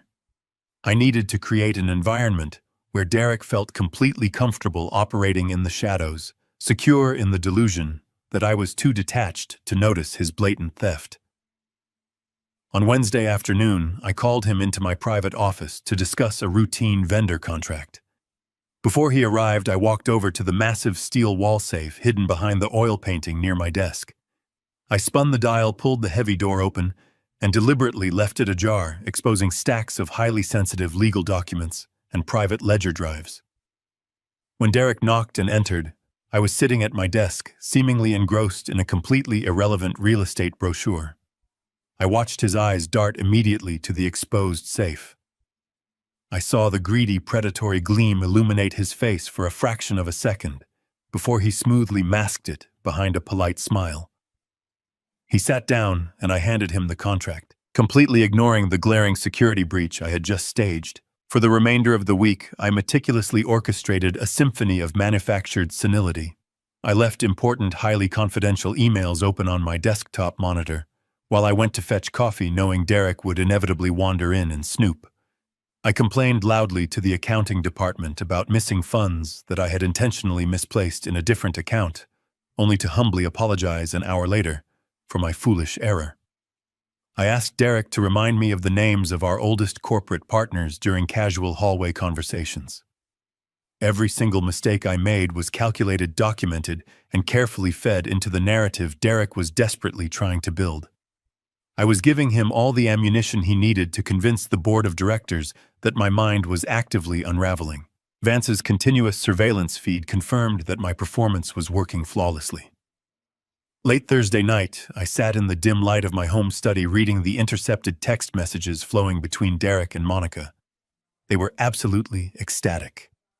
Derek sent a lengthy message detailing my supposed decline, bragging that the stress of the upcoming board meeting was causing my underlying condition to accelerate rapidly. He wrote that he hardly even needed Dr. Thorne's fabricated medical dossier anymore, because I was doing an exceptional job of proving my own incompetence to the entire executive team. Monica responded with a barrage of celebratory remarks, gleefully stating that my pathetic displays were making their hostile takeover practically effortless. They were convinced that my mind was crumbling under the weight of my own legacy, leaving the throne perfectly unguarded. Their arrogance blinded them to the reality of the situation. By Friday, Derek had completely dropped his guard. Emboldened by my apparent deterioration, he began authorizing even larger transfers to Lumina Design, pushing through invoices with reckless, sloppy speed. He stopped covering his digital tracks, assuming that the clueless old man weeping over forgotten names would never bother to check the internal routing logs. He even held a private phone call with Patricia from his office, a conversation Vance easily intercepted, where they openly discussed the exact timeline for moving me to the secure suburban nursing facility. They laughed about how quickly they could pack my belongings, confident that I would be too confused to mount any sort of meaningful resistance. I listened to the recording of that phone call while pouring myself a measure of scotch. The sheer cruelty of their joy was staggering, yet it only served to harden the ice in my veins. They genuinely believed they had won. They thought they had successfully outsmarted the architect of Blake Holdings, reducing me to a helpless pawn in their grand scheme. But they had failed to realize the fundamental rule of the corporate jungle. A true predator never reveals its strength until the exact moment it strikes. My manufactured weakness was the ultimate weapon, a carefully woven net designed to entangle them in their own boundless greed. As the weekend approached, the stage for the annual board meeting was set perfectly.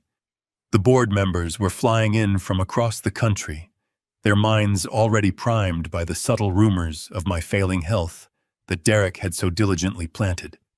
The fabricated medical dossier was printed, signed, and ready to be presented as the definitive proof of my demise. Derek had his tragic speech memorized, and Monica was practically measuring my office for new curtains. They were marching blindly toward the precipice, intoxicated by the illusion of absolute victory. And I was standing quietly in the shadows, holding the hammer that would shatter their world into a million jagged pieces.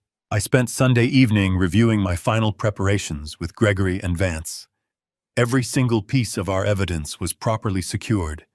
Every single legal countermeasure was firmly locked into place. I looked at the two trusted men sitting across from me, knowing that tomorrow morning would fundamentally change my family forever. Derek wanted to treat my business like a ruthless game. Tomorrow he would finally learn exactly what happens when you force a master player back onto the board. He would fall hard, and he would never recover. Monday morning arrived, matching the bleak atmosphere I needed to project. I arrived at the executive suite early to set the physical stage for the grand deception. I instructed Sarah to keep the velvet blinds in my office drawn shut, casting the room in a dim shadow. I loosened my silk tie, unbuttoned my collar, and deliberately rumpled my suit jacket to make my frame appear frail. I placed generic orange prescription bottles on the corner of my mahogany desk, positioned where anyone sitting in the guest chair would immediately notice them. At exactly 10, I pressed the intercom button and asked Sarah to summon the vice president. I infused my voice with a slight waver, a subtle auditory cue of vulnerability. Derek arrived less than 3 minutes later. He knocked softly, pushing the door open, with an expression of manufactured concern he had clearly practiced. He stepped into the office, his eyes locking onto the prescription bottles before scanning my disheveled appearance. A brief flash of predatory satisfaction illuminated his features, though he quickly buried it beneath a mask of dutiful affection. He approached the desk slowly, like approaching a wounded animal. He asked if I was feeling well, noting the office was unusually dark, and I looked incredibly tired. I sighed, a long breath pulling from the bottom of my lungs. I sank deeper into my leather chair, rubbing my temples with trembling fingers.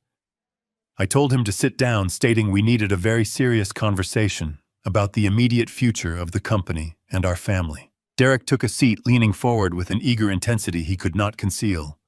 He was practically vibrating with anticipation, fully expecting me to surrender the crown. I looked at him, eyes glassy and unfocused, playing the tragic role of a patriarch, surrendering to the ravages of time. I told him the weekend was difficult, that I spent hours reviewing files and found myself lost in the numbers. I confessed with a calibrated tone of quiet despair that my memory was failing at an alarming rate. I told him I was making mistakes, forgetting details, and the sheer stress of managing the empire was becoming too heavy for my mind to carry. He told me it was natural, I had worked hard enough, and he was entirely ready to carry the weight for me. I pulled my hand back, maintaining the illusion of a fragile old man. I told him I knew he was ready, and that was why I called him into the office today. I opened the top drawer and retrieved a thick, professionally bound portfolio. I slid it across the smooth wood toward him. I explained it was a prospectus for a lucrative commercial development project in the northern suburbs. It was prime real estate zoned for a high-end retail and luxury residential complex. The acquisition cost was exactly $15 million, and the projected return on investment over 5 years was staggering. It was the kind of acquisition Blake Holdings would normally absorb without hesitation. But I told him I did not want the company to hold this asset. I wanted him to hold it. Derek stared at the glossy cover of the portfolio, his eyes widening in shock. He opened the file and began scanning the executive summary, his mind racing to comprehend the scale of the financial opportunity. I leaned forward, lowering my voice to a raspy conspiratorial whisper. Son, my mind isn't what it used to be. There's a highly lucrative $15 million suburban commercial land deal. I want you to buy it under your own LLC. Blake Holdings will guarantee the capital. Consider it your early inheritance before I step down. I watched his face closely, tracking every expression as his greed violently collided with his logic. He was a thief, but he was certainly not entirely stupid. He asked why I wanted him to purchase the property under an independent entity instead of integrating it into our existing corporate portfolio. I had the answer perfectly prepared. I smiled a sad, defeated smile. I told him because my cognitive faculties were slipping, I was terrified of making a catastrophic error that could damage the primary company. I explained if he held the asset in a separate limited liability company, it would be shielded from any potential fallout caused by my declining mental state.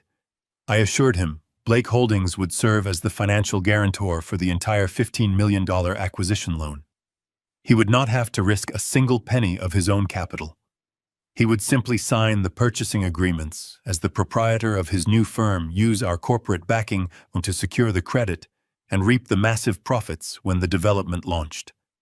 I framed it as a father trying to protect his son's future from his own inevitable downfall. The bait was golden and entirely irresistible.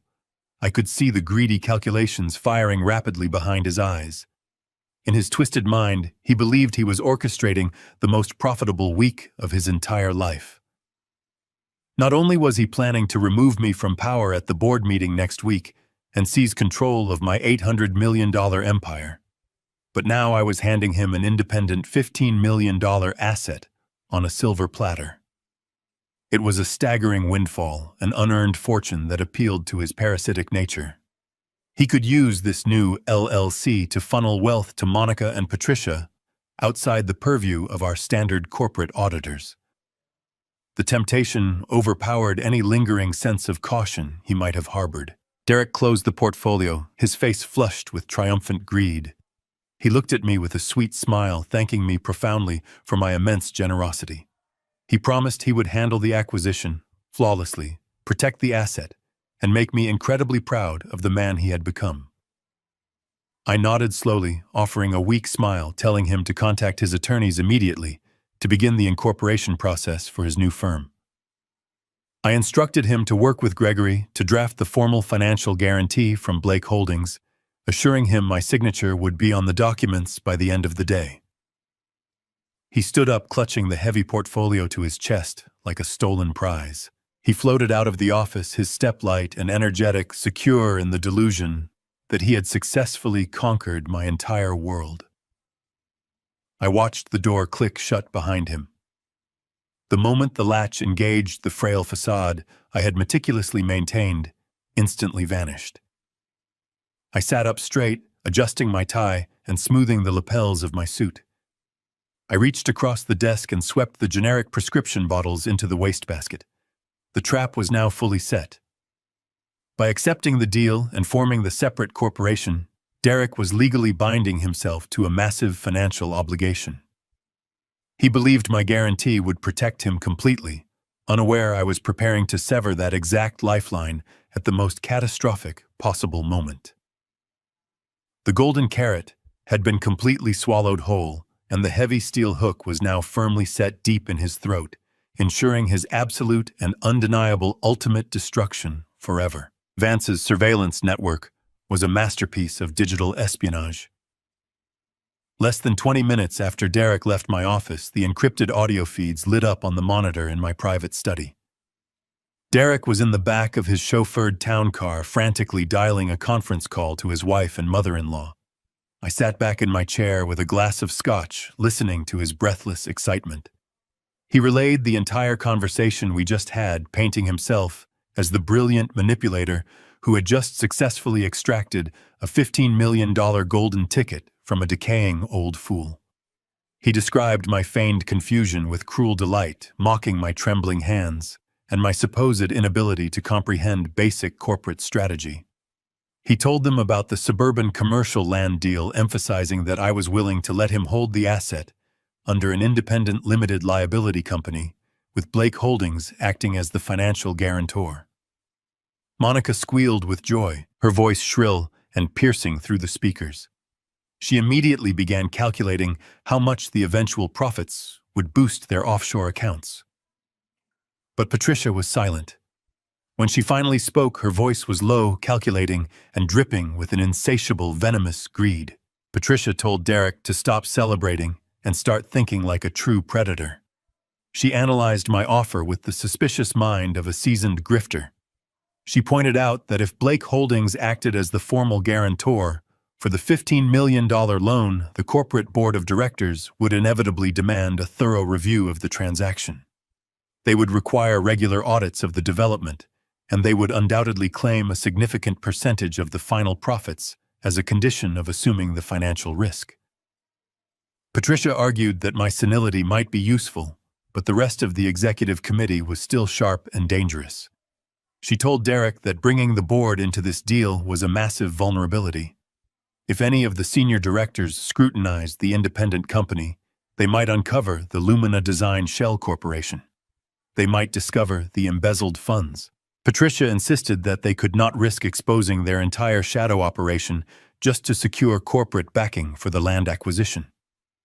She declared that they needed to cut Blake Holdings out of the equation entirely. They needed to seize absolute control of the asset to ensure they kept 100% of the astronomical profits.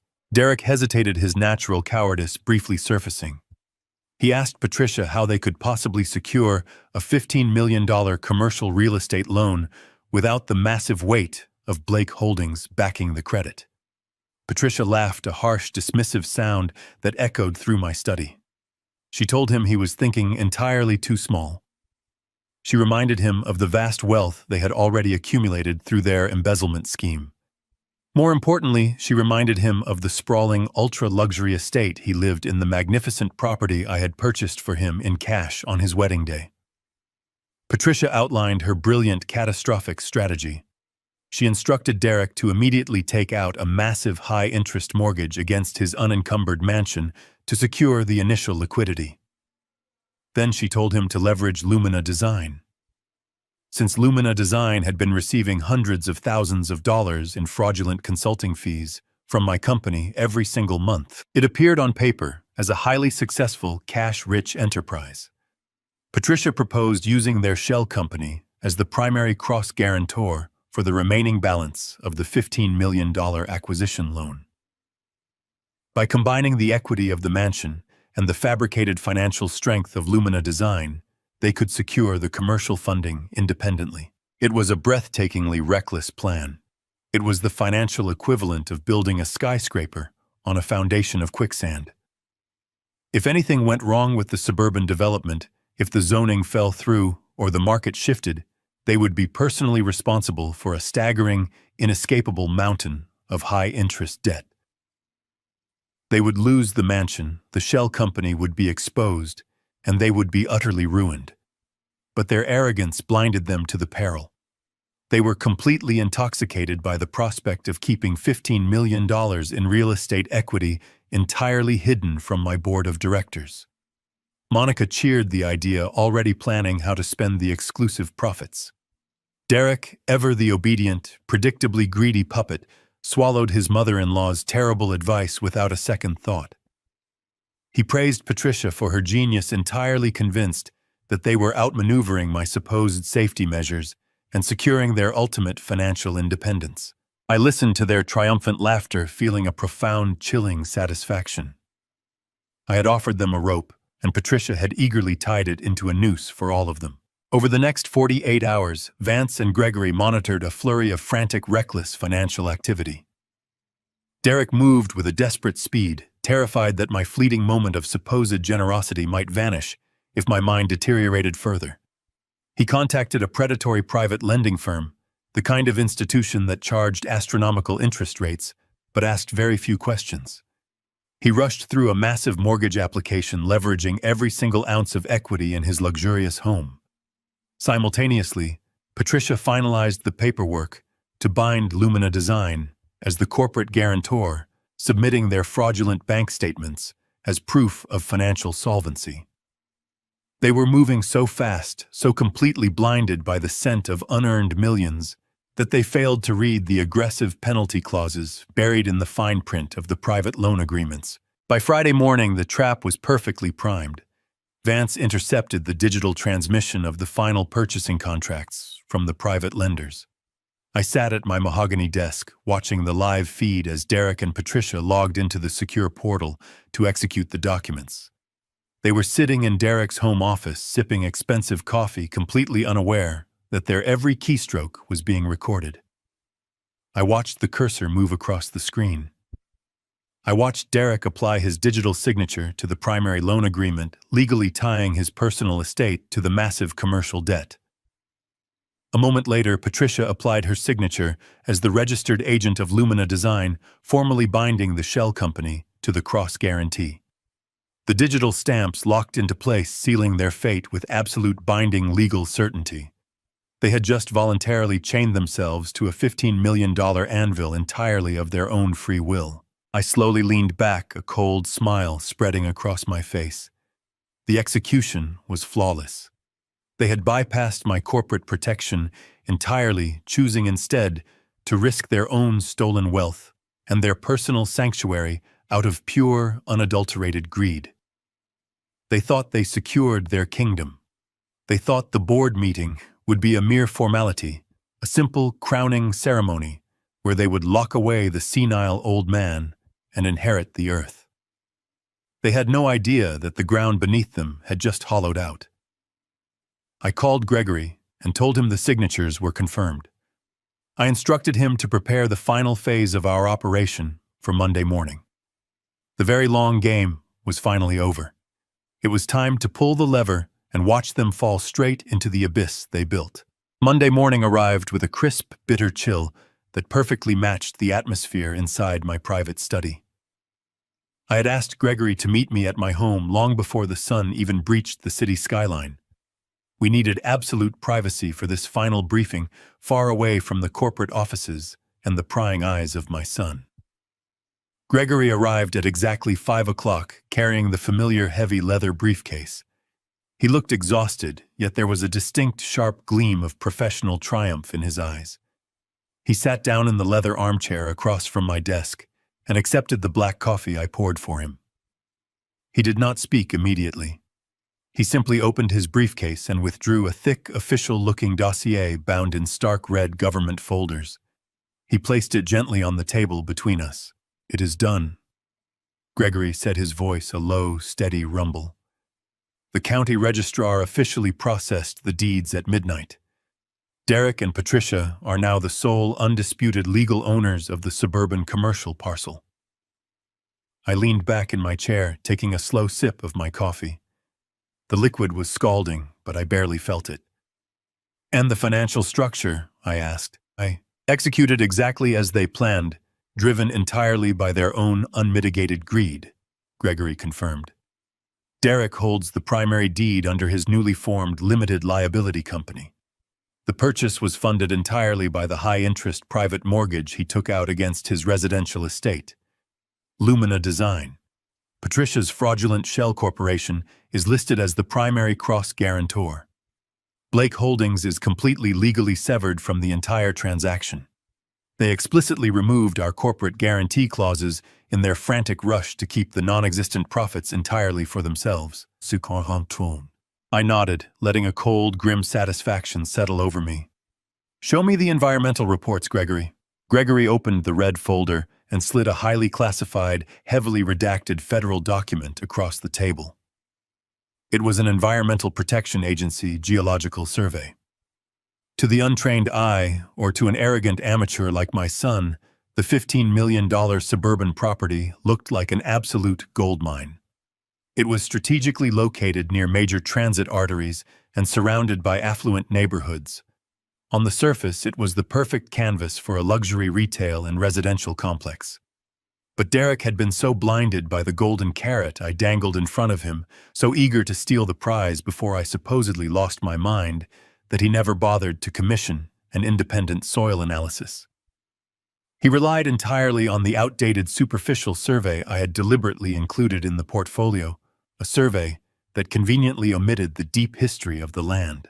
The property, Grigory began tapping a specific paragraph on the federal document, was home to an unregulated chemical manufacturing plant in the 1950s.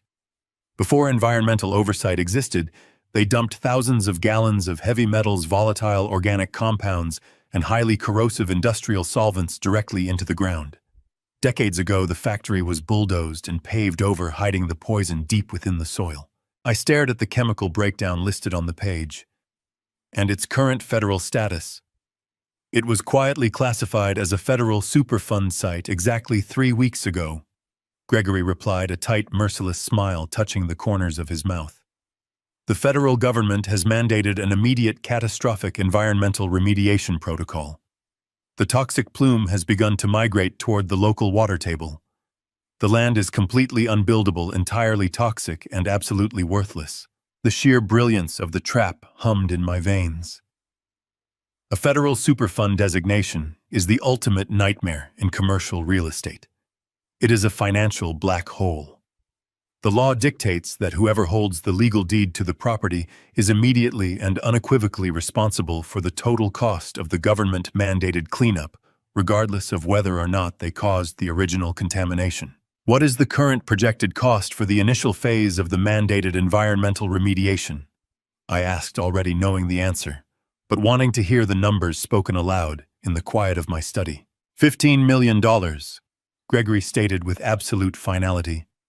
That is just the preliminary estimate to excavate and process the contaminated soil. It does not include the ongoing federal fines, the legal penalties, or the secondary water table decontamination protocols. And because the liability is federally mandated, it cannot be discharged in a standard bankruptcy proceeding. I closed the red folder, running my hand over the smooth paper. Derek thought he had stolen a $15 million asset. In reality, he had just voluntarily purchased a $15 million federal liability. He had mortgaged his beautiful paid-off mansion to buy a poisoned wasteland. And by using Lumina Design as the cross-guarantor, he had legally tied the fraudulent shell company to the massive federal debt. They wanted 100% of the profits. I murmured, the irony tasting sweet and sharp on my tongue. They did not want to share a single dime with the Blake Holdings board of directors. So they manipulated the paperwork, isolated their own companies, and cut us out of the deal completely. In their desperate rush to rob me, they built an impenetrable legal wall that shields my empire from the fallout. They assumed all the risk. Precisely, Gregory confirmed. If you had forced Blake Holdings to guarantee the loan, our company would be liable for the $15 million cleanup. We would be facing an unmitigated disaster. But by playing the fading, senile old man, you convinced Derek that he needed to protect the asset from your supposed incompetence. Patricia's greed did the rest. She manipulated him into using their stolen wealth to secure the property. They built their own financial prison, locked themselves inside, and handed you the only key. The sheer perfection of the poetic justice was staggering. Derek had believed my mind was deteriorating. He thought my casual mistakes and misplaced files were signs of aggressive Alzheimer's disease. He never considered that a man who had spent 4 decades navigating the most treacherous corporate waters in the world might be leading him into a carefully orchestrated ambush. He had looked at the property portfolio and saw a shortcut to unimaginable wealth. He failed to realize that the shortcut led directly off a cliff. What happens when the private lenders realize the collateral they accepted is a toxic Superfund site? I asked, looking out the window, as the first light of dawn began to paint the sky in shades of bruised purple and gray. The private lenders will immediately call in the loan, Gregory explained, his tone completely devoid of pity. They will seize Derek's residential estate by the end of the month. They will aggressively liquidate his personal bank accounts to cover the massive deficit. Then the federal government will pursue Lumina Design for the outstanding environmental cleanup costs. When the federal auditors open up Lumina Design's books to seize their assets, they will instantly discover the embezzled funds. The agents will see the fake invoices. They will track the offshore wire transfers to Patricia and Monica. Everything will be laid bare in court. I will let him dig his grave, I concluded. The morning of the annual board meeting arrived with a heavy overcast sky that cast a solemn gray light through the floor-to-ceiling windows of the Blake Holdings executive boardroom. I arrived 45 minutes early, dressed in a suit that looked slightly unkempt, a minor detail designed to reinforce the pathetic illusion I had spent the last week carefully cultivating.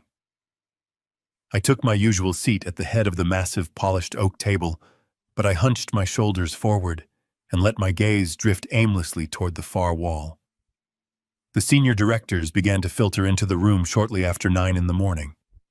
These were men and women I had known for decades, ruthless financial titans, brilliant legal minds, and aggressive real estate developers who had helped me forge this empire from nothing. As they took their respective seats, I could feel their eyes darting toward me with a mixture of quiet pity and sharp, predatory calculation. The rumors Derek had meticulously planted had clearly taken root in their minds. Derek entered the room precisely on time, flanked by his personal legal team, and looking every inch the conquering heir apparent. He wore a sharp charcoal gray suit and a perfectly calibrated expression of solemn duty. He paused briefly near my chair, placing a firm, patronizing hand on my shoulder. He asked me in a voice just loud enough for the nearest directors to hear if I was feeling up to the strain of the proceedings today. I did not look up at him. I nodded slowly, keeping my hands folded on the table to hide their absolute, rock-solid steadiness. Derek took his seat at the opposite end of the long table, the traditional position of the executive vice president. The room settled into a heavy, expectant silence. The initial agenda items were handled with a rapid, almost dismissive efficiency. The quarterly financial reports were approved, the standard legal disclosures were acknowledged, and the routine operational updates were filed away. Everyone in that room knew that the true purpose of this gathering was not the standard corporate housekeeping. The air was thick with the undeniable electricity of an impending execution. I sat quietly through the mundane proceedings, occasionally asking a slightly confused question or mispronouncing a familiar term, providing the final necessary brushstrokes to the masterpiece of my perceived decline. At precisely 10:30, the scheduled time for new executive business, Derek stood up from his chair. The entire room fell silent. He did not immediately begin speaking. Instead, he took a slow, deep breath, perfectly mimicking the heavy burden of a man about to perform a terrible but necessary duty. He looked down at the polished wood of the table, allowing a long, dramatic pause to stretch across the silent room. When he finally looked up, his eyes were shining with carefully manufactured moisture. He had clearly spent hours practicing this exact look of heartbroken sincerity in the mirror of the mansion I had purchased for him. He began by speaking about the incredible legacy of Blake Holdings.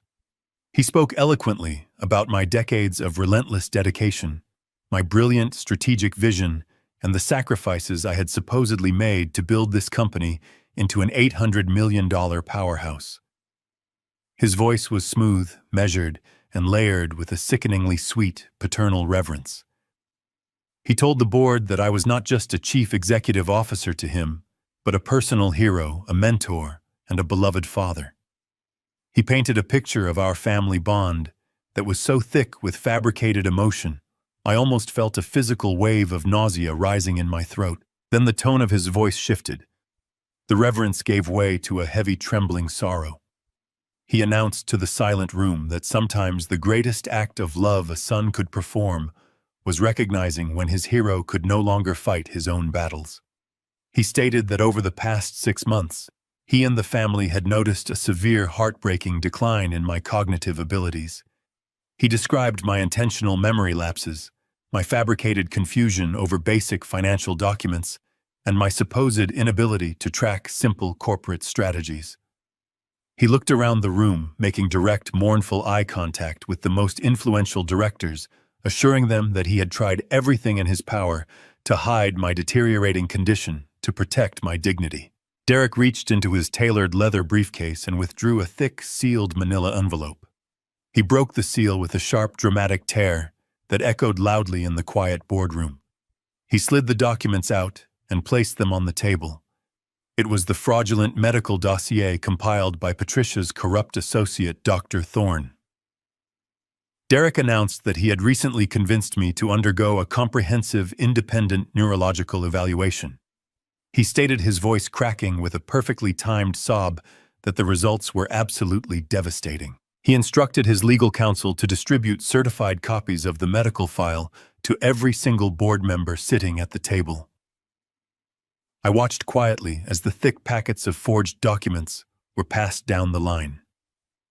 The directors opened the files, their eyes scanning the dense medical terminology, the fabricated brain scan analyses, and the definitive fraudulent diagnosis of rapidly aggressive early-onset Alzheimer's disease.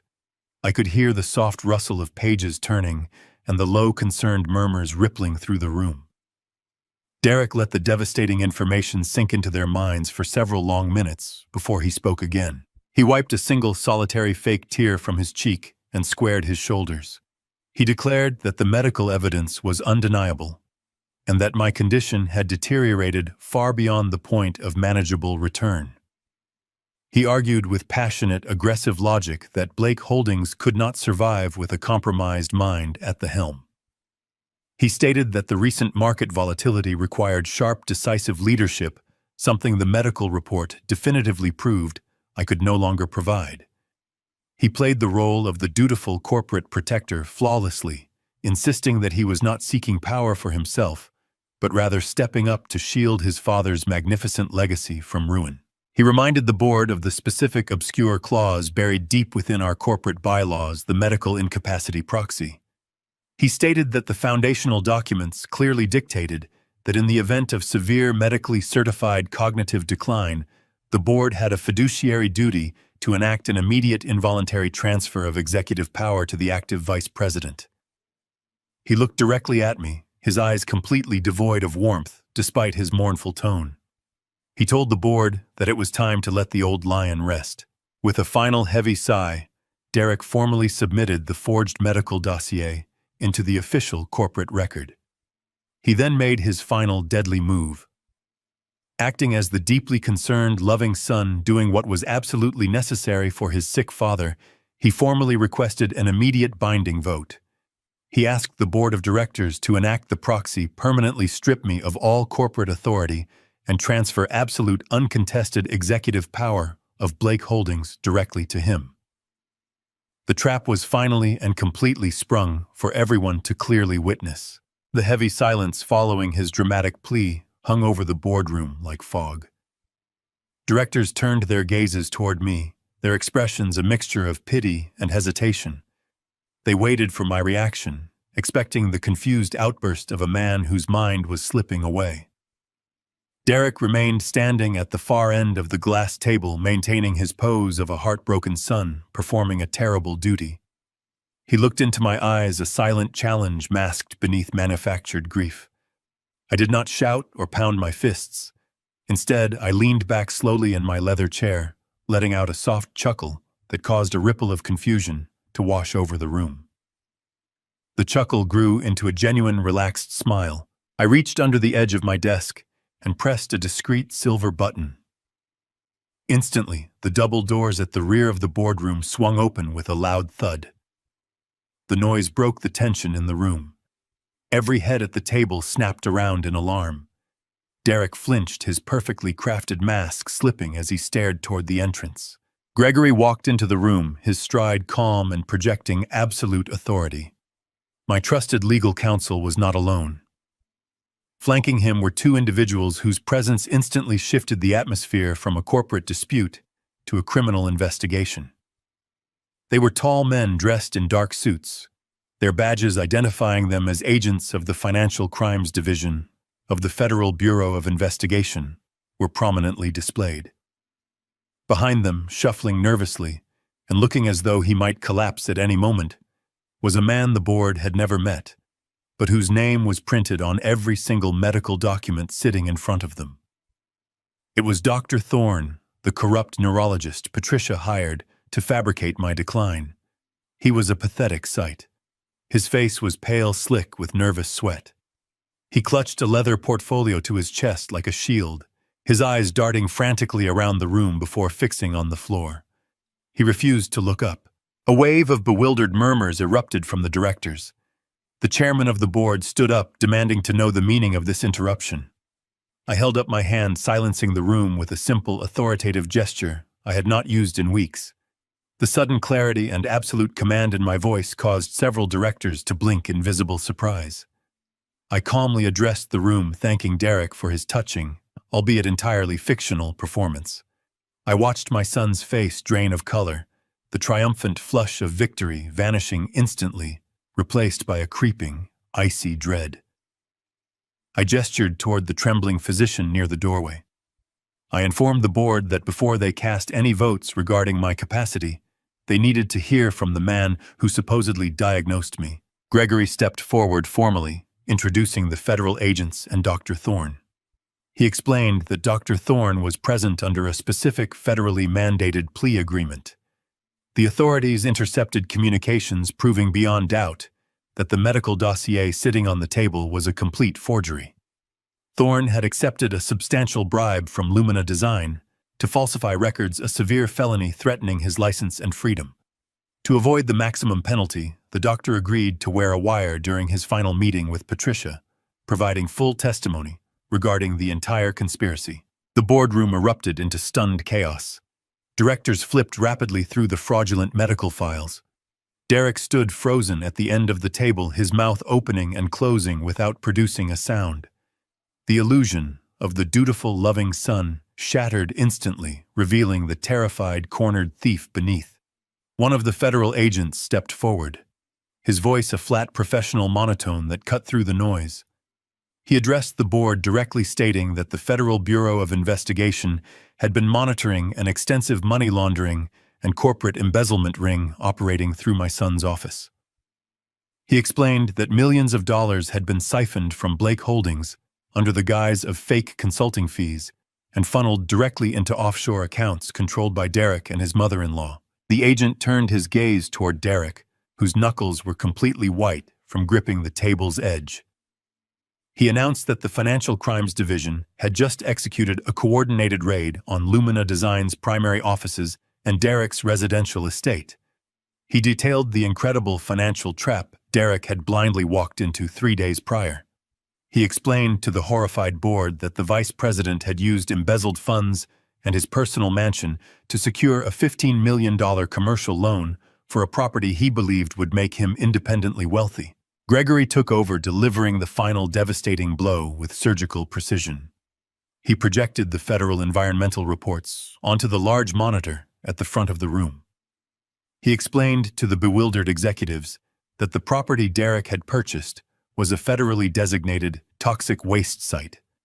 He detailed the Superfund status, the massive chemical contamination, and the unyielding legal liability that came with the deed. He made it clear that because Derek had acted out of pure greed, secretly hiding the transaction through his own personal corporation and utilizing Lumina Design as a cross-guarantor, Blake Holdings was entirely shielded from the massive federal cleanup debt. I sat quietly in my chair, watching my son absorb the totality of his destruction. His knees buckled slightly, and he collapsed back into his seat, his eyes wide with a horrified, disbelieving panic. He realized in that agonizing moment that every step he had taken over the past month had been carefully anticipated and orchestrated by the man he thought he was outsmarting. The senile old fool he had mocked behind closed doors had flawlessly maneuvered him into assuming a massive, inescapable, toxic debt, while simultaneously delivering him directly into federal custody. The second federal agent walked slowly down the length of the long glass table. The heavy silence returned, broken only by the sharp, rhythmic sound of the agent's footsteps. He stopped directly behind Derek's chair. He calmly asked my son to stand up and place his hands behind his back. The metallic click of the handcuffs echoing through the executive boardroom was the loudest sound I had ever heard. The board members watched in absolute paralyzed shock as the vice president of Blake Holdings was formally arrested for corporate espionage, felony embezzlement, and federal wire fraud. I stood up from my chair, feeling a sudden weight lift from my shoulders. The tailored suit no longer felt too large. My posture was perfectly straight, my mind sharper than it had been in decades. I looked down at my son, who was weeping pathetic tears as the agents pulled him away from the table. There was no mercy left in my heart, only the cold, satisfying resolution of a battle definitively won. I turned my attention back to the silent, staring board of directors. I calmly adjusted my tie, rested my hands firmly on the polished wood of the table, and informed them that the executive vice president had been officially terminated. It was time to resume the actual business of running my company. The heavy, solid oak doors of the boardroom remained wide open, framing the hallway, where the rest of the executive staff had gathered in stunned silence. I turned my gaze back to Derek, who was still slumped in his chair, trembling uncontrollably as the federal agents stood behind him. I took a deep breath, allowing the full weight of my authority to fill the vast room. My voice, which had been a fragile whisper just moments before, now boomed with the absolute power of a man who had forged an empire from nothing. I told him that the medical report was a pathetic forgery, a desperate illusion concocted by a coward who lacked the intelligence to build his own legacy. But the $15 million toxic debt he had eagerly signed for yesterday, that was very real. I watched the realization wash over his pale face. He had mortgaged his entire life for a poisoned wasteland. The silence in the room was absolute, broken only by the sound of hurried footsteps echoing down the marble corridor outside. Suddenly, the boardroom doors were violently pushed wider. Patricia and Monica burst into the room, their faces flushed with arrogant triumph. Monica was actually holding a chilled bottle of imported champagne while Patricia clutched a set of crystal flutes. They had been waiting in the executive lobby, fully expecting Derek to text them the moment the board voted to strip me of my power. They had come to celebrate my demise, ready to pop the cork over the grave of my career. They froze the instant they crossed the threshold. The champagne bottle slipped from Monica's manicured hands, crashing onto the polished hardwood floor. The expensive liquid pooled around her designer shoes, a fitting metaphor for their shattered dreams. They stared in absolute horror at the federal agents standing firmly behind Derek, and then at Dr. Thorne, who was weeping quietly in the corner. Patricia's eyes darted frantically around the room, desperately searching for an explanation that did not end in her own destruction. She looked at the board members who stared back at her with unvarnished disgust. She looked at Derek, hoping to find her arrogant puppet, but only saw a broken, weeping child. Finally, her gaze met mine. I did not offer her a single ounce of mercy. I reached into my leather briefcase and retrieved a thick stack of financial documents. I slammed the heavy folders onto the glass table, the sound cracking like a gunshot. I told Patricia that those files contained every single fraudulent invoice, every hidden offshore wire transfer, and every piece of damning evidence regarding Lumina Design. I explained to the room that for the past year, these two women had been actively conspiring with my son to embezzle $800,000 from Blake Holdings. Monica let out a piercing, hysterical gasp, bringing her hands up to cover her mouth. Patricia stepped backward, shaking her head in frantic denial, insisting that it was all a terrible misunderstanding, that Derek had forced them into it. I ignored her pathetic lies. I looked directly at Derek and delivered the final crushing blow. I told him that the predatory private bank had already been notified about the fraudulent cross-guarantees they used to secure the commercial land loan. Because they had deliberately falsified Lumina Design's financial stability, the bank had triggered an immediate default clause. I informed him with cold precision that his luxurious mansion had been officially foreclosed upon this very morning. They were entirely homeless. Furthermore, the federal government was already preparing to seize their remaining assets to cover the $15 million environmental remediation penalty for the toxic waste site. They had assumed absolute personal liability. The magnitude of their ruin finally crashed down upon them with the force of a collapsing building. Derek slid out of his leather chair and fell heavily to his knees right there on the boardroom floor. The arrogant heir apparent, the man who had confidently planned to lock me in a secure psychiatric facility, was now crawling toward my shoes.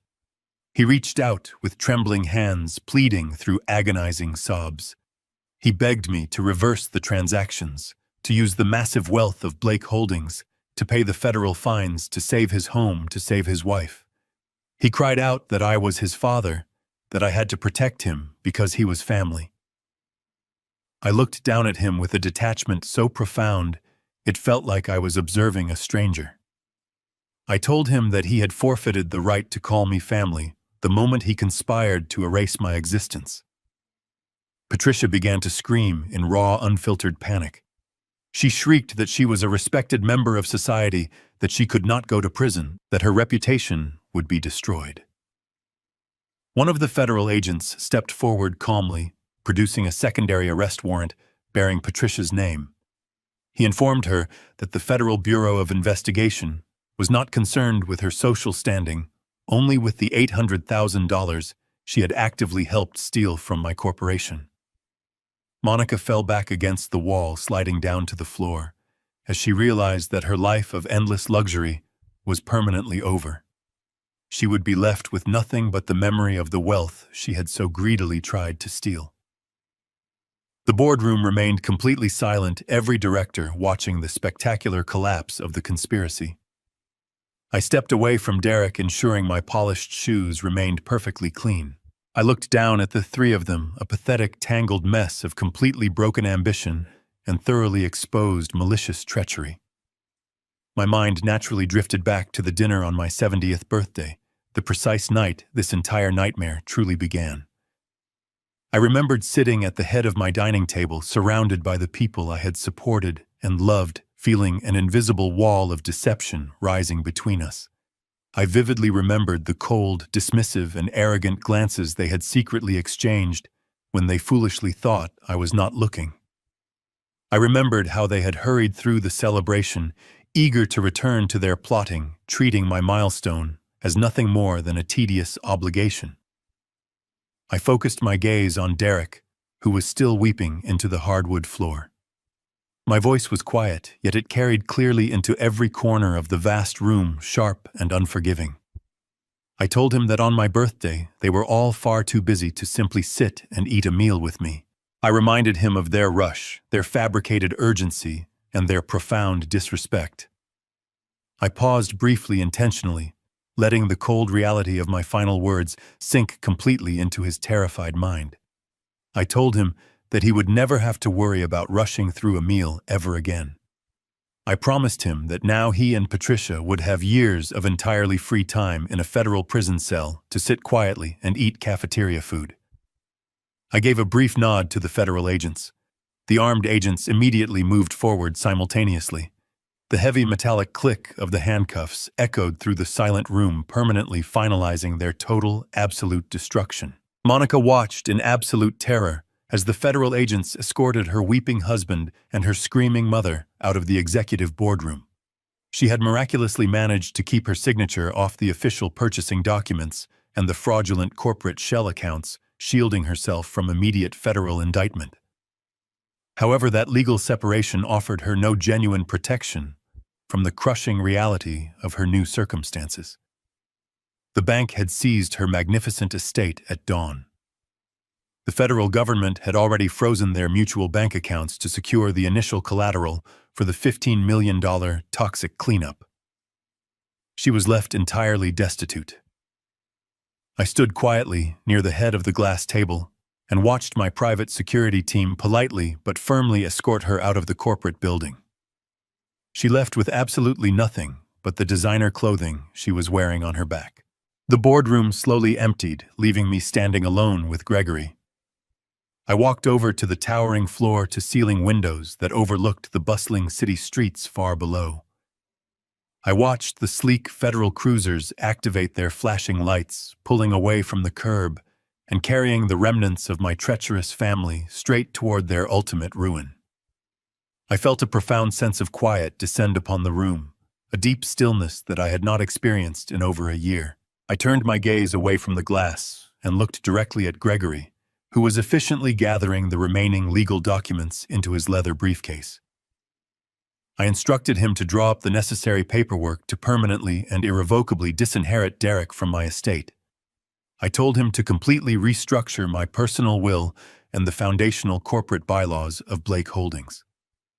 I wanted my vast shares reallocated directly to the loyal, long-standing employees who had actually bled and sacrificed to help me build this empire from nothing. Furthermore, I directed Gregory to establish a massive, independently managed scholarship foundation. I wanted to dedicate a significant portion of my wealth to funding underprivileged, hungry young entrepreneurs who possessed genuine ambition rather than inherited entitlement. Gregory nodded with deep professional respect, confirming that the new legal directives would be executed flawlessly by the end of the week. I walked back to my desk and opened the bottom drawer, retrieving a heavy crystal decanter filled with aged, exceptionally expensive bourbon. I poured a generous measure into a thick glass, the amber liquid catching the soft light, filtering through the overcast sky. I took a slow, deliberate sip, letting the familiar warmth radiate through my chest. I was a 70-year-old man, entirely single, standing alone in a massive corporate fortress. I had just permanently lost my only son to an incurable disease called greed. A lesser man might have collapsed under the staggering weight of that heartbreaking reality. A lesser man might have wept for the shattered illusion of a loving family. Yet as I stood there staring out at the breathtaking city skyline I had conquered so many decades ago, I felt absolutely no sorrow.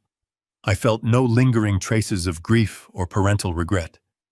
I had surgically excised a malignant spreading cancer from my daily life before it could completely consume my hard-earned legacy.